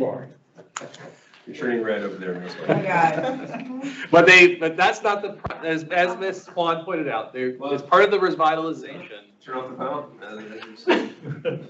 Yeah, that's how you really age. All right, guys, meeting recording. Ryan, don't record any of this. It's like redacted. But as Ms. Swan said, as part of the economic revitalization, most of the stuff is outside of anything they could afford at this moment. But updating the signage, and there is a lot of signage in Lake Ann that is very like faded, weather worn to the point that it's so I think it was inevitable that the signs they would want to come to an update on that, but they're going to be coming to us with that. So that's a presentation, not a workshop, right? Presentation. Fine, it's an A. It is an A, isn't it? It's just an A. Right? Or have we ever considered approving something like a master plan? So I was thinking about it, about the HVAC units, but basically we kind of like what we do for the signage, but we would do it for a historic district, and we could say every unit that can take this size HVAC unit in this location, and we create some criteria, and then those people can file for staff approval and not come before the board. And then the ones that don't meet that criteria, like the one-offs, then come before us. And that way So we've talked about it. It was one of the things that we're talking about when the original RALAC situation happened was there's no way we could manage the amount of applications. So, yeah. And so Samantha and I were on several meetings, and that was one suggestion. We mentioned the signage plan we have for Laurel Hill, which does allow those things to go through. But it would require staff. And the master plan should have an expiration date, so that in like 10 years, the board can assess if it was good, and if the HVAC technology has changed, or if it looks like crap, then we say, oh, that was a bad master plan, we're not gonna renew it. I wouldn't let it go 10 years. Okay, 5 years, whatever, yeah. Or one. Not like that 2006. But the thing is, one, staff would have to work on that, and we were working with a limited staff support at that point. We don't have staff reports yet, we don't have our new guidelines yet, so it's kind of one of these like, we'd have to ask the county to provide additional funding for us to do something like that. The HOD has to come up with a master plan, we're not writing it. That HOD is not gonna come up with the money to do that right now. That, I mean, just economically, one, because that HOD touches several communities, and then you have the resident association. And I don't mean to say that, I think I would agree, but there's so many layers in there that to get them to agree to fund something, like we had a project that came through where someone wanted to donate money to do an improvements project, and it couldn't get through because of the amount of bureaucracy. Yes. So it would really be something that with staff support, we'd want to say, if you want to get through with us for this, this would be the suggestion, because then it'd be coming from an expert. You know, I mean, I'd love in an ideal My world. argument is, hey, if you want this, write it. Yeah, and we could, I mean, that's something to bring up with LARCA, and we could encourage Jason to, John and I had a conversation with LARCA, the condominium association, everything. It's just that board changes and their priorities change fairly dramatically. Like a lark. Yes, like a lark. No, it's, I mean, the Laurel Hill sign plan was fantastic. And I think it has been great to manage that because there are sign changes there. I just wish, you know. Okay. Yeah, no, it's a great idea. Any other observations on Lake Ann? One Lake Ann. Oh, I don't know. All right. No, then if not, any other new business, John? Just an observation. I'm very happy, Denise, that we have the additional staff person and relieves some of your burden. However, I think what that does is this brings you up to one less than you should have, right? Right. You still need When more staff. Daniel left, we were at one less than you should have. And it was going, you were two less. Now we're back to only one less than you really should have. And I've spoken to Supervisor Stork about that because of Holland Hills. And I, wouldn't hurt for everybody else to talk to their supervisors about it. But the reality is you need more staff. And, I will speak to that whenever I have the opportunity. And a raise. You're here? Yeah. All right, if there's no other new business, I would entertain a motion to adjourn. So moved. So moved. It's all in order. It's always in order. All those in favor? Aye. See everybody in September.